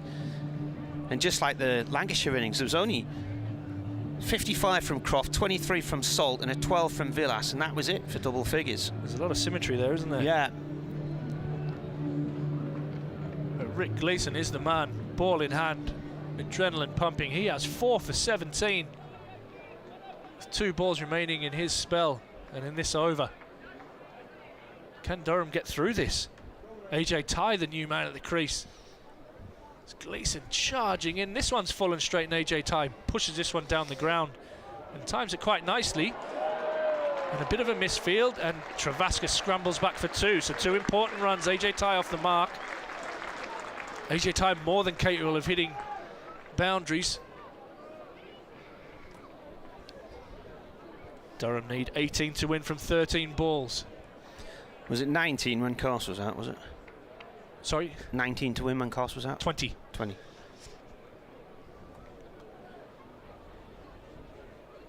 Last ball of Gleeson's spell. He has great figures of 4 for 19. He charges in, and this one's full and smacks back at the bowler, and it's excellently stopped. And Rick Gleeson, take a bow. That's a brilliant spell from you tonight. 4 for 19. 4 for 19 from his 4, all of them bowled. And Durham now need 18 to win from 12 balls, but have just 2 wickets remaining.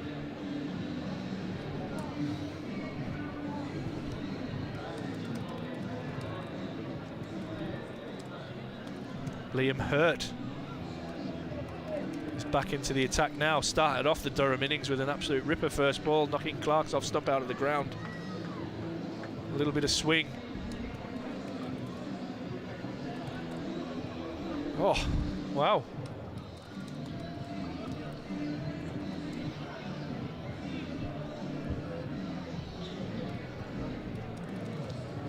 This game does change quickly. Durham in a comfortable position 10 minutes ago, and you would have to say that Lancashire are favourites right now.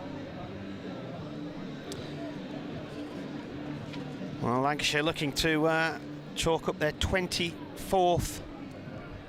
What's this? This YouTube channel's gone on to a different match. Gone into Essex Eagles against somebody. How's that happened? Hurt in.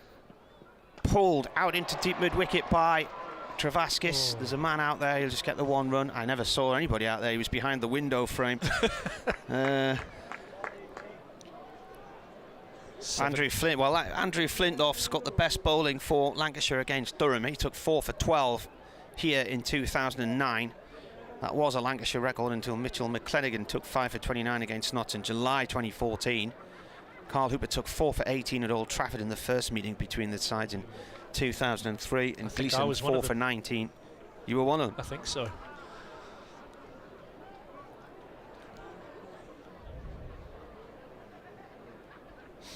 Tom says this is shaping up to be the debut of a lifetime from Souter. I love that. Hurt in, slow ball. Oh, that should have been left. That would have been a wide. He's rolled that out the back of the hand, and it would have gone off the side of the track, I think, but Ty's towed it with the far end of the bat. It actually would have been a wide outside the white line, let alone the blue one. It's one of those horror moments as a bowler where you go, oh no. Got away with that one. Dot ball. 17 from 10. Hurt in, short one, and it comes off the batsman's glove. Keeper comes and collects it, he gets a run. It's a good bounce of that from Hurt. Yeah. Lancashire looking here to seal the deal and make it 9 wins in 10 on this ground against Durham. And if that is the case, Durham will have lost 13 of their last 16 T20 games. Travaskis is on 2. There's 1.3 overs to go. 16 runs are needed. Can't remember when the last boundary was. 16 from 9. Talking about how they could do it in 1s and 2s earlier. Slower ball driven by Travaskis. That's over the top and away for 4. 1 bounce 4. Trying to take the pace off it there, Hurt, and Travaskis saw it and waited and drove the ball straight back over the bowler's head. It's not great bowling that from Hurt with mid on and mid off up in the circle to bowl a floaty, slower ball. And you can see lots of hands on hips from the Lancashire fielders as DJ Wigan gets the music right. They have tied one once here, these two. 2011 it was. 12 from 8. So you're looking at least 2 boundaries from Durham to win this game. From the last 8 balls. I'm sure he won't bowl a slower ball this time. Hurt in. Travaskis with a big hit. That's going to go for 6. Into the middle of the pavilion. What a shot from the skipper. That one's back of a length, and Travaskis pulls that away nearly up into the members and into his own pavilion. And it swings around again. 6 needed from 1.1 overs. 6 from 7.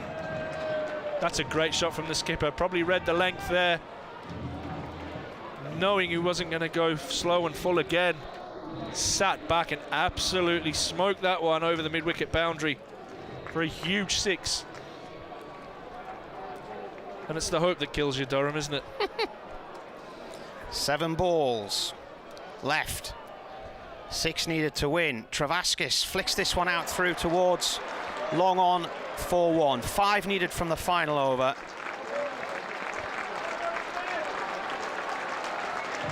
You've certainly got a bit of crowd engagement back.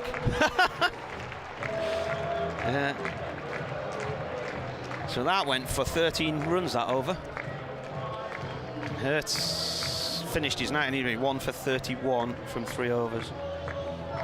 It'll be very interesting to see who's going to bowl. It might be Danny Lamb to bowl the last over here, and I think Vilas has done right. He's got rid of all his big guns to keep Lancashire in the game, and it was probably 3 or 4 balls away from really sealing this until Travaskis hit Hurt back over his head for 4-1 bounce and then launched one over mid-wicket.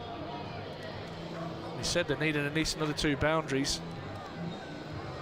That 6 has changed that. They need 5 to win from 6 balls. Skipper Travascus on strike. AJ Ty at the non-striker's end. Nathan Suter shaking in the dugout. And Danny Lamb is into the attack. And now you can really hear this crowd. Everybody's woken up. I wonder if anybody went home. So in the circle, all on the offside. 3 men from cover point, backward point and short third man. Danny Lamb in, and this one's hit by Travascus. And could this go for 4? No, it's 2. AJ Ty does very well backing up and gets back for 2. 3 to win from 5 deliveries. It was an excellent shot from Travascus through extra cover. Danny Lamb fallen wide, which was a brave ball to ball with that field. What did I say before? You could only get 6 to 8 for Durham to win tonight. Yeah, crazy. In a 2-horse race where one side hasn't lost a game, won everything and tied one. Who'd have thunk it? Wonder what you could have got for the tie. 3 needed to win. Lancashire have been in this position so many times this season. Both matches against Yorkshire as well went down to the last ball. Tied Their one at last Old game. Trafford, and then they took a catch Right on the rope. right on the rope. A lot of my Yorkshire correspondents were suggesting it would touch the rope, including my mate Richard, who'd gone down to watch the match from Thirsk. It didn't look it to me. No, But it's out. 3 to win. Danny Lamb around the wicket. Travascus clips this one away out into the leg side. I think they'll just settle for the single. No need for a stupid run out right now. 2 to win from 4 balls. How many matches have Lancashire tied over the years? Is it about 7 or something? 8. Liam Travascus did a lot right in the field, didn't he? Bowled well, manoeuvred his bowlers around. He now has 16 from 7 balls and has really changed the momentum of this game. To a game Durham were cruising home, to a game that Durham had lost. To now 2 from 4 balls with 2 wickets remaining. And the Lancashire captain and bowler have really taken their time here. DJ Wiggy as well has done well. He's done an excellent job keeping the crowd engaged here. There's a bit of confusion out there. There's fielders wondering where they're going. There's at least 3 of them with their hands out going who's going where. Wasn't it in the last over where Lancashire lost 2 wickets, wasn't it, I think? Yeah. Last ball run out. Yeah. Yeah, there were And 8 Croft, down, wasn't weren't it? they? Croft Yeah. as well. There were 8 down going into the last. Everybody's inside the discs who can be.